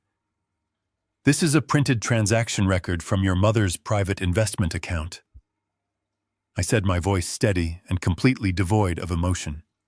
"It shows a highly unauthorized wire transfer of $350,000 initiated exactly 1 hour before the ambulance was called to this house. You thought you were so incredibly clever, Colin. You thought because you had temporary administrative access, you could just drain her life savings and buy your way into that midtown commercial real estate project. But you did not realize that I have a private wealth manager who monitors every single massive transaction. I made one single phone call from the hospital stairwell while you were drinking your expensive iced coffee. I completely froze the entire banking network. That is why your credit cards declined in the cafeteria. It was never an automated system error. It was me completely cutting off your oxygen supply. Colin stared at the piece of paper, his entire body shaking violently. He looked like a man standing on the edge of a massive cliff, feeling the ground crumbling rapidly beneath his feet. He could not tear his eyes away from the printed transaction record. It was the physical proof that his entire timeline was a massive, easily disproven lie. I placed the transaction record back onto the table and picked up the second document. This was the piece of paper that truly sealed his absolute destruction. This is a copy of the medical power of attorney you submitted to the private shadow lender late last night, I continued, my voice echoing sharply in the quiet room. You actually found a corrupt public notary willing to risk federal prison time just to stamp a forged document. You falsely declared me mentally incompetent, and you fluidly forged my signature on the bottom line. You did all of this to secure a massive $400,000 commercial bridge loan using this exact house as collateral. You genuinely believed you could steal the roof over my head to pay off the violent men you owe. Megan let out a sharp, pathetic whimper. She covered her face with her shaking hands, rocking back and forth on her knees. The reality of the federal forgery charge was washing over her. But you made one massive, catastrophic miscalculation, Colin, I said, leaning closer to him, resting my elbows on my knees. You assumed I was just a foolish retired engineer who did not understand complex financial laws. You assumed this house was just sitting here completely unprotected, waiting for you to steal its massive equity. You looked at the walls of your childhood home and you saw nothing but a giant pile of cash to fund your arrogant lifestyle. I looked directly into his terrified eyes and delivered the final crushing blow. I do not own this house, Colin. Your mother and I transferred the physical deed of this entire property into an irrevocable philanthropic trust fund over 5 years ago. Stephen Palmer is the sole legal custodian of that massive trust. Colin stopped breathing. His jaw went completely slack. The gears in his arrogant brain finally ground to a horrifying halt as he tried to process the sheer magnitude of his mistake. He looked at Stephen and then back at me, his mind refusing to accept the absolute impossibility of his situation. I explained the exact mechanics of the trap I had built for him in simple, slow words, so he could fully grasp the depth of his ruin. I told him that when his private lender submitted the title verification request this morning, Stephen did not block it. I told him I explicitly ordered Stephen to approve the fraudulent loan. I wanted the shadow lender to process your massive request, I said, watching the absolute despair wash over his pale face. But Stephen legally mandated that the massive incoming funds had to be routed directly into the charity escrow account. So when you received that glorious digital approval message on your phone today, the money was not actually going to your commercial holding company. The entire $400,000 was swallowed completely by the charity trust. I let that terrifying reality hang in the air for a long, silent moment. The two plainclothes detectives stood perfectly still, watching the psychological execution unfold with cold, professional interest.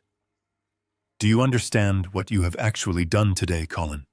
I asked, my voice dropping to a harsh, unforgiving whisper. You successfully committed massive federal bank fraud. You intentionally pledged a property you do not legally own to secure a commercial loan from highly dangerous people. The shadow lender legally released the funds, so you now owe them $400,000 plus their exorbitant weekly interest rates. But because the money went straight into my untouchable charity trust, you have absolutely $0 to show for your massive criminal effort. You walked into your commercial real estate closing today with nothing but empty pockets and a pocket full of federal crimes. You are entirely broke. You are massively in debt to violent loan sharks. And you are standing in a room with two senior police detectives who have a complete legal paper trail of your entire fraudulent existence. Colin fell forward, catching himself on his hands and knees. He looked like a physical puppet whose strings had just been violently cut. He stared down at the polished hardwood floor, panting heavily. The illusion of his powerful, wealthy life was completely shattered into a million tiny, unrecoverable pieces. He was not a corporate titan. He was not a real estate mogul. He was just a terrified, desperate little boy who had tried to steal from his own parents and had completely destroyed himself in the process. His breathing became incredibly shallow and rapid, a severe panic attack seizing his entire body. Megan grabbed Colin's arm, shaking him violently. She was completely hysterical now. Her voice was a high-pitched screech of pure, unfiltered terror. "Tell them it is a lie, Colin." She screamed, her face red and covered in frantic tears. "Tell them we can fix it. Silas is going to find us. He is going to kill us both tonight. You have to give the money back to the lender. You have to cancel the loan right now. You have to make them reverse the wire transfer, Colin." Stephen Palmer stepped forward, his polished leather shoes clicking sharply against the wood floor. He looked down at Megan with absolute professional disgust. "You cannot cancel a fully processed shadow loan, Mrs. Foster," Stephen said, his voice cold and precise. "The money is legally locked inside a charitable foundation. It is completely untouchable. Your husband has successfully defrauded a federal banking institution and a private lending syndicate simultaneously. There is absolutely no legal mechanism to reverse this transaction. The money is gone and the massive violent debt is permanently yours. You have stolen from men who do not forgive, and you have absolutely nothing left to offer them." I sat back in my comfortable armchair, completely satisfied with the total structural collapse of their lives. I had methodically stripped away every single layer of their false security. I had taken away their stolen money. I had taken away their fraudulent loan. I had taken away their commercial real estate dream. I had taken away their absolute freedom. They had walked into my home expecting to find a weak, vulnerable target, and instead, they had walked directly into a perfectly engineered financial meat grinder. They had absolutely nothing left. But the financial destruction was only the first part of my final equation. The money was simply the necessary bait to force them into a desperate corner. I wanted them completely starved of resources and terrified of the violent men waiting for them outside. The real crime, the absolute unforgivable betrayal, still needed to be addressed. I looked down at the floorboards near the heavy stone fireplace where the dark stains of my wife's blood were still hidden deep within the porous rock. I knew the intense pressure of complete financial ruin would finally break the last remaining bond between them. I knew one of them was about to crack under the massive, terrifying weight of the truth. The detectives waited patiently in the shadows, knowing the interrogation was already over and the final confession was imminent. The living room was completely silent, except for the ragged sound of Colin gasping for air on the hardwood floor. He was physically breaking down right in front of me. The realization that he was entirely broke and actively hunted by violent men had completely destroyed his nervous system. Megan was still clutching his arm, shaking him, and begging him to fix the impossible disaster. I watched them tear each other apart without having to lift a single finger. But the financial execution was only the foundation of my plan. It was time to bring the entire structure crashing down upon them. I stood up slowly from my comfortable armchair. My joints ached slightly, but my mind was sharper than it had ever been. I walked around the edge of the heavy wooden coffee table and stood directly over my trembling son. I told him to look at me. I ordered him to raise his head and look his father directly in the eyes. Colin slowly lifted his pale, sweaty face. His eyes were completely vacant, devoid of any of the arrogant pride he had carried into this house. I pointed a steady finger toward the rough stone fireplace across the room. I told him that I did not spend my entire life building strong structures just to let a foolish, greedy boy tear them down. I explained that when I came home yesterday and smelled the harsh industrial bleach, I knew exactly what he had done. I told him about the ultraviolet diagnostic flashlight I kept in my basement workshop. I told him how I had swept the deep purple beam across the floorboards. I explained how the wood had glowed a bright manic blue from the chemical residue, and how the deep porous stone of the fireplace hearth had swallowed the purple light completely. I told him that I saw the dark, thick stain of human blood hidden deep inside the rock, where his frantic scrubbing could never reach it. Megan stopped shaking the arm of her husband. She froze completely, her eyes darting frantically between my face and the stone fireplace. Her breathing became incredibly shallow. She realized that the massive financial fraud was no longer their biggest problem. I looked directly down at her. I told her that the federal government was going to seize every single asset they possessed to pay back the fraudulent loan. I told her that Silas and his professional debt collectors were probably parking their dark vehicles at the end of our street right this very second. And I told her that when the police formally charged them with the attempted murder of my wife, the state prosecutor was going to ask for the absolute maximum prison sentence for both of them. I let the word both echo loudly in the quiet room. I said that the law rarely showed mercy to greedy, violent people, but sometimes the first person to speak the truth received a slightly smaller jail cell. I planted the seed of deep betrayal directly into her terrified mind. I knew her survival instinct was infinitely stronger than her marital loyalty. The silence stretched tight like a heavy steel cable ready to snap. Colin weakly reached out and grabbed the hand of his wife. He whispered her name, begging her to stay quiet. He told her I had no physical proof and that I was just an old man trying to scare them. But his voice was pathetic and entirely hollow. Megan looked at his trembling hand, and then she looked at the dark, terrifying shadows near the front door, where the two silent men were standing. The immense crushing weight of the federal prison sentence, the violent loan sharks, and the absolute financial ruin finally broke her mind completely. She violently ripped her hand away from his grasp. She pushed herself away from him, crawling backward across the polished floorboards like he was a highly dangerous disease.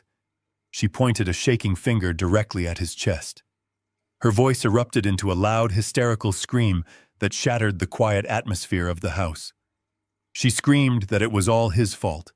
She said she never wanted to hurt anyone and that she was just following his terrifying orders. She confessed everything in a manic, breathless rush of horrifying words. She told the room that Patty had discovered the unauthorized bank transfer on her digital tablet and had threatened to call the police immediately. She screamed that Colin went completely insane when his mother firmly refused to let him steal the money for his commercial real estate deal. Megan cried heavily, stating that Colin grabbed the heavy brass poker from the metal stand. She said he swung it wildly and pushed his own mother with massive, brutal physical force. She described the horrible, sickening sound of the head of my wife striking the sharp, jagged edge of the stone hearth. She screamed that Patty fell to the floor, completely unresponsive and bleeding heavily onto the wood. Megan sobbed uncontrollably, confessing that Colin had forced her to run to the kitchen and grab the industrial bleach from beneath the sink. She said he threatened to leave her alone to face the violent loan sharks if she did not help him scrub the wooden floors clean before they called the emergency ambulance. She wept loudly, saying they had scrubbed the floor for a full hour, while Patty lay completely still, bleeding in the center of the room. She said Colin had meticulously planned the entire fake story about the loose Persian carpet to hide his violent crime. Colin collapsed entirely, burying his face directly into the hardwood floor. He let out a long, agonizing wail of total, absolute defeat. The absolute truth was out in the open air, and there was absolutely no way to pull it back into the darkness. I looked at Stephen Palmer and nodded slowly. The financial trap had successfully starved the rats, and the psychological pressure had finally forced them into the bright light of justice. Stephen stepped back, turning his attention toward the front hallway. The two tall men in plainclothes stepped slowly out of the shadows. They walked purposefully into the center of the bright living room, their heavy shoes thudding against the floor. The lead detective reached into his dark jacket pocket and pulled out a pair of heavy silver handcuffs. The sharp, metallic clinking sound was the most beautiful music I had heard in many days. The two detectives had been standing in my hallway for nearly an hour, waiting patiently for the absolute probable cause required to make a legal physical arrest. The hysterical, detailed confession was the final, absolute piece of the puzzle. The lead detective reached down and grabbed Colin firmly by the back of his expensive, tailored jacket. He hauled my son up from the hardwood floor with effortless physical strength. Colin hung limp in the grip of the officer like a completely broken doll. The detective looked directly into the vacant eyes of my son and recited his legal rights in a cold, professional tone. He stated that Colin had the right to remain silent and that everything he had just done and said would be used against him in a court of law. He stated that Colin was officially under arrest for felony bank fraud, massive financial forgery, and the attempted murder of Patricia Foster. The second detective stepped over to Megan and pulled her roughly to her feet. He pulled her arms behind her back and placed her wrists in heavy iron cuffs as well. She continued to sob hysterically, her tears ruining her expensive makeup, begging the detectives to believe that she was just an innocent victim of her violent husband. I stood in the center of my living room and watched the two police officers drag my son and his wife toward the front door. Colin did not fight back. He dragged his feet across the floor completely empty and entirely ruined. I thought about my 40 years working as a civil engineer. I had spent my entire life learning that a structure built on a corrupted, weak foundation will inevitably collapse under its own weight. Colin had built his entire adult life on a foundation of massive greed, entitlement, and violent lies. He had gambled the life of his own mother for a taste of artificial corporate power, and he had lost absolutely everything. The financial strip down was entirely complete, and the physical execution had officially concluded. They were walking out of my front door to face decades in a concrete federal prison cell, and they would never set foot inside my home ever again. Silas and the violent debt collectors would strip away whatever physical property they had left, and the federal government would take away the rest of their natural lives. The heavy oak front door closed firmly behind them, shutting out the chaos of the night. The house suddenly felt incredibly clean and perfectly quiet. I turned to Stephen Palmer and thanked him for his flawless legal execution. The storm was finally over, and it was time for me to return to the hospital to sit beside my wife. The heavy steel handcuffs locked around Colin's wrists with a sharp metallic finality that seemed to echo through the entire house. The lead detective kept a firm, unyielding grip on the back of Colin's expensive, tailored collar, physically holding him upright. Colin's legs had completely given out underneath him. He dragged his expensive leather shoes across the polished hardwood floor, leaving dull scuff marks on the very wood he had tried to scrub clean of his mother's blood. He did not say a single word. His chin rested heavily on his chest, and his eyes stared blankly at nothing.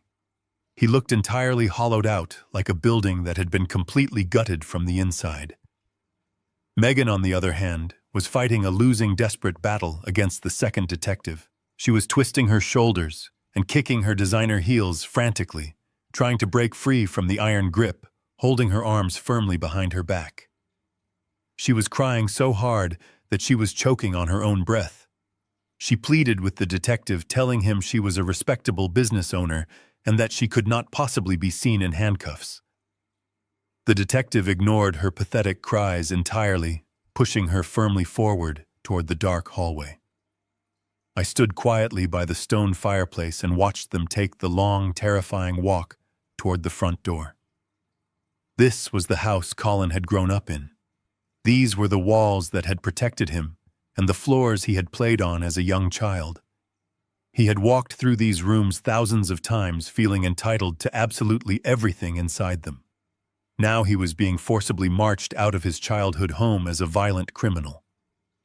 The lead detective reached out and pulled the heavy oak front door wide open.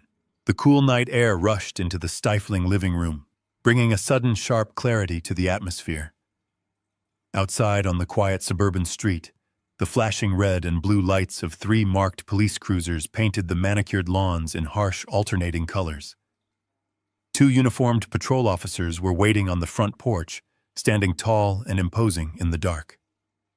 The entire neighborhood was waking up. I could see the silhouettes of my neighbors standing on their front porches, watching the wealthy, arrogant real estate developer and his manicured wife being dragged across the wet grass in total disgrace. The absolute humiliation was entirely complete. Silas and the violent debt collectors might have broken Colin's physical body, but the flashing police lights and the staring neighbors completely broke his false pride. Before the detective pushed Colin down the front brick steps, my son stopped and turned his head slowly to look back at me. I stepped out of the shadows of the living room and stood squarely in the doorway, bathed in the pale yellow porch light. Colin looked at my face, searching desperately for a single ounce of paternal sympathy. He was looking for the father who had always bailed him out of trouble when he was a foolish, arrogant teenager. He was hoping to see a soft, grieving old man who might eventually forgive him and pay for a highly expensive defense lawyer. I gave him absolutely nothing. I stood there with my back straight and my expression completely turned to stone. I looked at him not as a father looking at a son, but as an engineer looking at a piece of completely defective material that had to be permanently discarded. He saw the cold, absolute finality in my eyes, and a fresh wave of tears finally spilled down his pale cheeks. He turned his head away and let the detectives drag him down the steps and across the damp lawn toward the waiting patrol cars. The uniformed officers took custody of Megan, forcefully guiding her head down as they shoved her into the hard plastic back seat of the second police cruiser. She kicked the door frame once before the heavy metal door slammed shut, trapping her completely in the dark. Colin was placed into the lead car, his head resting heavily against the reinforced glass window. The engines roared to life, breaking the quiet peace of the suburban street. The cruisers pulled away from the curb, driving slowly down the road until the flashing lights disappeared completely around the corner. I stood on the porch for a long time, listening to the fading sound of the police sirens. The toxic, chaotic energy they had brought into my life was finally gone. I turned around and walked back inside the house, quietly closing the heavy oak door and locking it firmly behind me. I walked into the living room and turned off the reading lamp, plunging the empty space back into a peaceful, quiet darkness. It was time for me to go back to the hospital. I drove back through the quiet city streets, feeling lighter than I had felt in days. The crushing weight of the last 24 hours had completely vanished from my shoulders. I was no longer a general commanding a battlefield. I was just a husband returning to the woman he loved. I parked my truck in the hospital garage, passing the exact dark corner where my son had faced his violent reckoning just a few hours earlier. The concrete walls held no terror for me now. The predators had all been caged. I walked through the sliding glass doors of the main lobby and took the elevator up to the intensive care unit on the 3rd floor. The sterile white corridors were perfectly silent in the early hours of the morning. The harsh smell of rubbing alcohol and antiseptic did not make my stomach turn anymore. It just smelled like a place of healing. I quietly pushed open the heavy wooden door to room 312. The room was bathed in the soft blue light of the medical monitors. I walked over to the stiff plastic chair beside the bed and sat down gently, taking Patty's cold hand in mine. For the first time since I found her, I did not have to split my attention. I did not have to calculate legal maneuvers or anticipate violent retaliation. I could just sit there and pour every ounce of my love and energy into her recovery. About an hour later, the lead neurologist walked into the room. He carried a digital tablet and wore a small, tired smile. He looked at the glowing monitors and then looked down at me. He delivered the exact news I had been praying for. He said the severe swelling inside her brain had completely stopped. The intracranial pressure had dropped back down into the normal safe zone. The absolute worst of the medical crisis had successfully passed. He told me her body was incredibly resilient and that it was time to let her breathe on her own.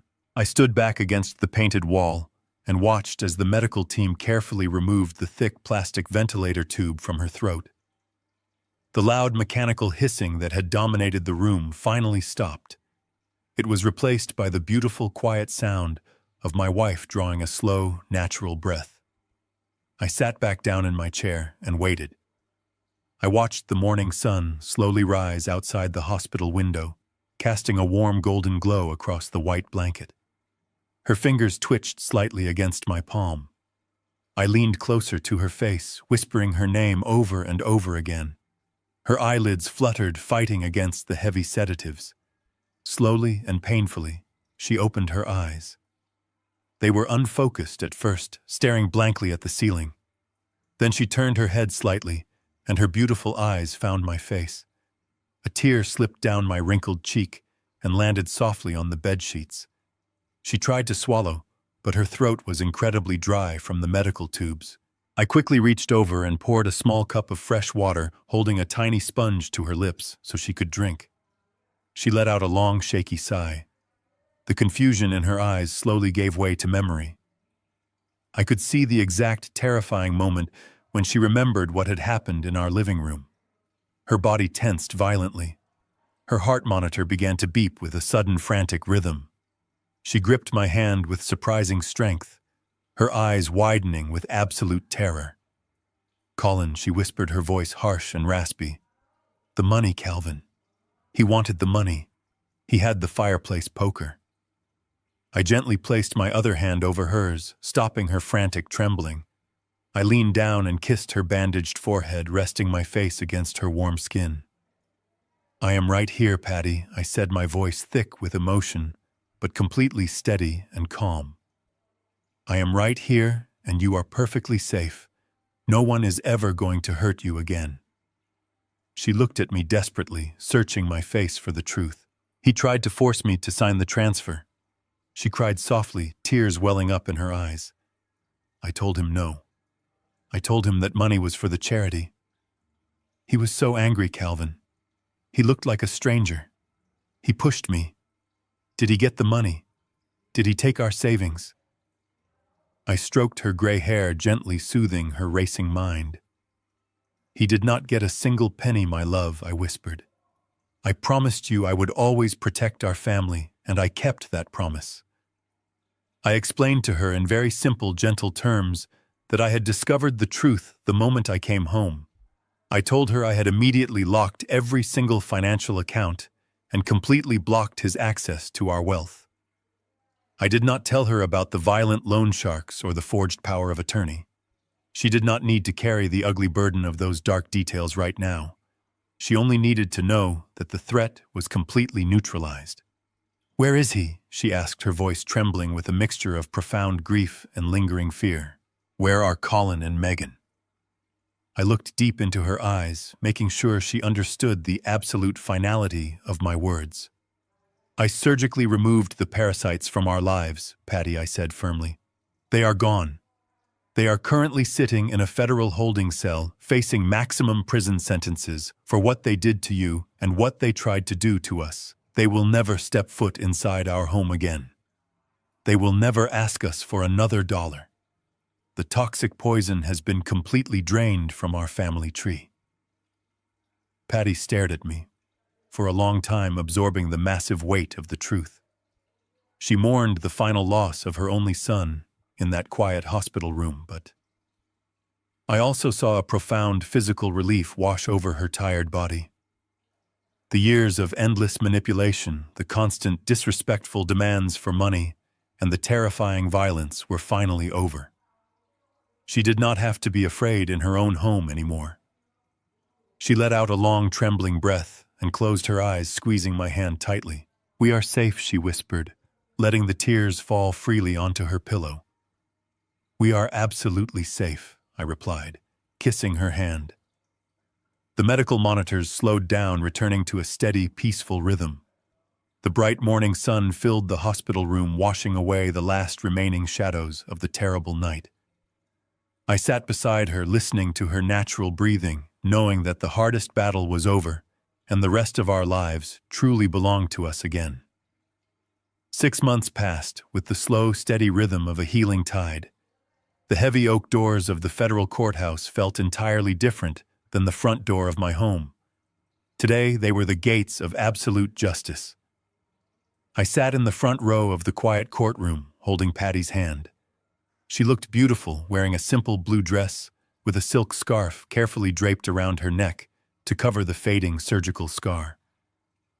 Her recovery had been a long, difficult journey, filled with intense physical therapy and quiet moments of reflection. But she had fought her way back to me with an incredible quiet strength. We did not look like vulnerable victims anymore. We looked like resilient survivors who had successfully weathered a massive, terrifying storm. Across the wide aisle, sitting at the heavy wooden defense table, were Colin and Megan. They were dressed in dull, oversized orange prison jumpsuits. The luxury tailoring, the expensive designer shoes, and the perfectly styled haircuts were completely gone. They looked incredibly small, pale, and entirely defeated. The federal judge struck his heavy wooden gavel against the sounding block. The loud, sharp noise echoed through the high ceiling of the courtroom, bringing an absolute final silence to the room. The judge did not show them a single ounce of judicial mercy. He looked down from his high elevated bench and delivered a scathing reprimand. He spoke about the sickening nature of their greed and the fundamental, disgusting betrayal of sacred family trust. He formally sentenced Colin to 15 years in a maximum security federal penitentiary without the possibility of early parole. The combined charges of massive federal bank fraud and the attempted murder of his own mother carried a terrifyingly heavy toll. Megan received a strict sentence of 8 years for her active participation in the financial fraud and her desperate, calculating attempt to cover up the violent physical assault. Megan began to weep quietly, burying her pale face in her shackled hands. Her tears were entirely real now, born of absolute despair rather than manipulation. Colin did not move a single muscle. He stared blankly ahead, completely broken by the massive weight of his own irreversible actions. I watched the armed bailiffs physically escort them out of the courtroom through the heavy side door. I did not feel a single ounce of paternal pity. I only felt a profound, absolute peace, knowing the protective wall around my wife was finally completely impenetrable. We walked out of the cold federal courthouse and stepped directly into the bright, warm afternoon sun. The air smelled fresh and entirely clean. We drove back to our quiet suburban home, taking the long, scenic route along the beautiful coast. The house looked exactly as it always had, but the energy inside the walls was completely different. It was no longer a hidden target for greedy predators. It was a true, permanent sanctuary. We walked into the bright kitchen where Stephen Palmer was already waiting for us. He had a thick stack of official legal documents arranged neatly on the granite countertop. Stephen smiled warmly, pouring 3 cups of fresh coffee as we sat down at the table. He slid the top document across the smooth stone surface. It was the final legal authorization to formally transfer the recovered $350,000. The massive sum of money had been successfully extracted from the frozen accounts and entirely cleared of any lingering fraudulent attachments by the federal investigators. Patty picked up her reading glasses and a simple black ink pen. She looked at the paper, and then she looked at me, her eyes shining with absolute clarity and purpose. She did not hesitate for a single second. She signed her name fluidly on the bottom line, permanently donating the entire massive sum to a national foundation dedicated to protecting elderly citizens from domestic, financial, and physical abuse. She pushed the paper back to Stephen with a bright, beautiful smile. The violent greed that had almost destroyed our lives had been completely neutralized and transformed into a powerful financial shield for others who could not fight back. The legal execution was entirely finished, and the heavy ledgers of our lives were finally perfectly balanced. The wooden floorboards of my back porch are completely silent now. I sit in my rocking chair, watching the sun slowly dip below the tree line, painting the evening sky in deep shades of purple and gold. The air is cool and smells faintly of blooming jasmine from the garden my wife planted so many years ago. Inside the house, Patty is resting comfortably in her favorite armchair, reading a book with a soft blanket draped over her lap. The absolute peace that surrounds us right now is not an accident. It is a structure I carefully engineered and fiercely defended. I look out over the manicured lawn, and I think about the profound arrogance of youth. The younger generation often believes that power must be incredibly loud to be real. They believe power is defined by expensive, tailored suits, screaming on mobile phones, and driving luxury cars they cannot actually afford. They look at a quiet, elderly man drinking his morning coffee, and they see nothing but weakness. They mistake a slow physical gait for a slow mind. They mistake a lifetime of patient endurance for complete vulnerability. Colin and Megan made the ultimate fatal mistake of believing they were the smartest people in the room simply because they were the loudest. They genuinely thought they could just barge into our lives violently, take whatever they wanted, and leave us broken in the dirt. But they failed to understand the most fundamental law of nature. The most dangerous force in the world does not scream before it strikes. True power is absolutely silent. It is the deep, quiet foundation that holds up the entire building. It is the meticulous, invisible preparation that happens entirely in the shadows. I did not have to raise my voice to destroy my son. I did not have to throw a single physical punch to shatter his entire world. I simply stepped aside and allowed the immense crushing weight of his own massive greed to collapse directly on top of him. When you build your entire life on a foundation of lies and entitlement, you are constantly waiting for the ground to open up and swallow you. Colin authored his own absolute destruction the very second he decided that his mother was an obstacle to his wealth rather than a human being worthy of respect. He handed me the exact tools I needed to dismantle him piece by piece. Now he will spend the next 15 years locked inside a concrete cell with nothing but his own devastating regrets to keep him company. He will have plenty of time to learn the lesson he refused to learn in my house. Those who underestimate the quiet endurance of the old will inevitably be crushed by it. I take a slow, deep breath of the cool evening air. The game is permanently over. The predators have been completely eradicated from our garden. I gently push my feet against the wooden floorboards, rocking my chair slowly back and forth, listening to the beautiful, magnificent sound of absolute silence. The greatest lesson hidden within the wreckage of my son's life is that true power never needs to announce its presence. Society often conditions us to fear the loudest voice in the room, the aggressive demands of the entitled, and the flashy displays of artificial wealth. But genuine strength lies in absolute patience and the quiet observation of human nature. When you mistake a person's silence for ignorance or their kindness for weakness, you hand them the very weapons they need to dismantle your life. Greed always blinds the foolish, making them build their heavy castles on fragile sand, while the wise simply wait for the inevitable tide to come in and wash their arrogance away forever. If you believe that ruthless greed should always be met with cold, calculated justice, please hit the like button, subscribe to the channel, and share your own experiences with toxic family members in the comments below.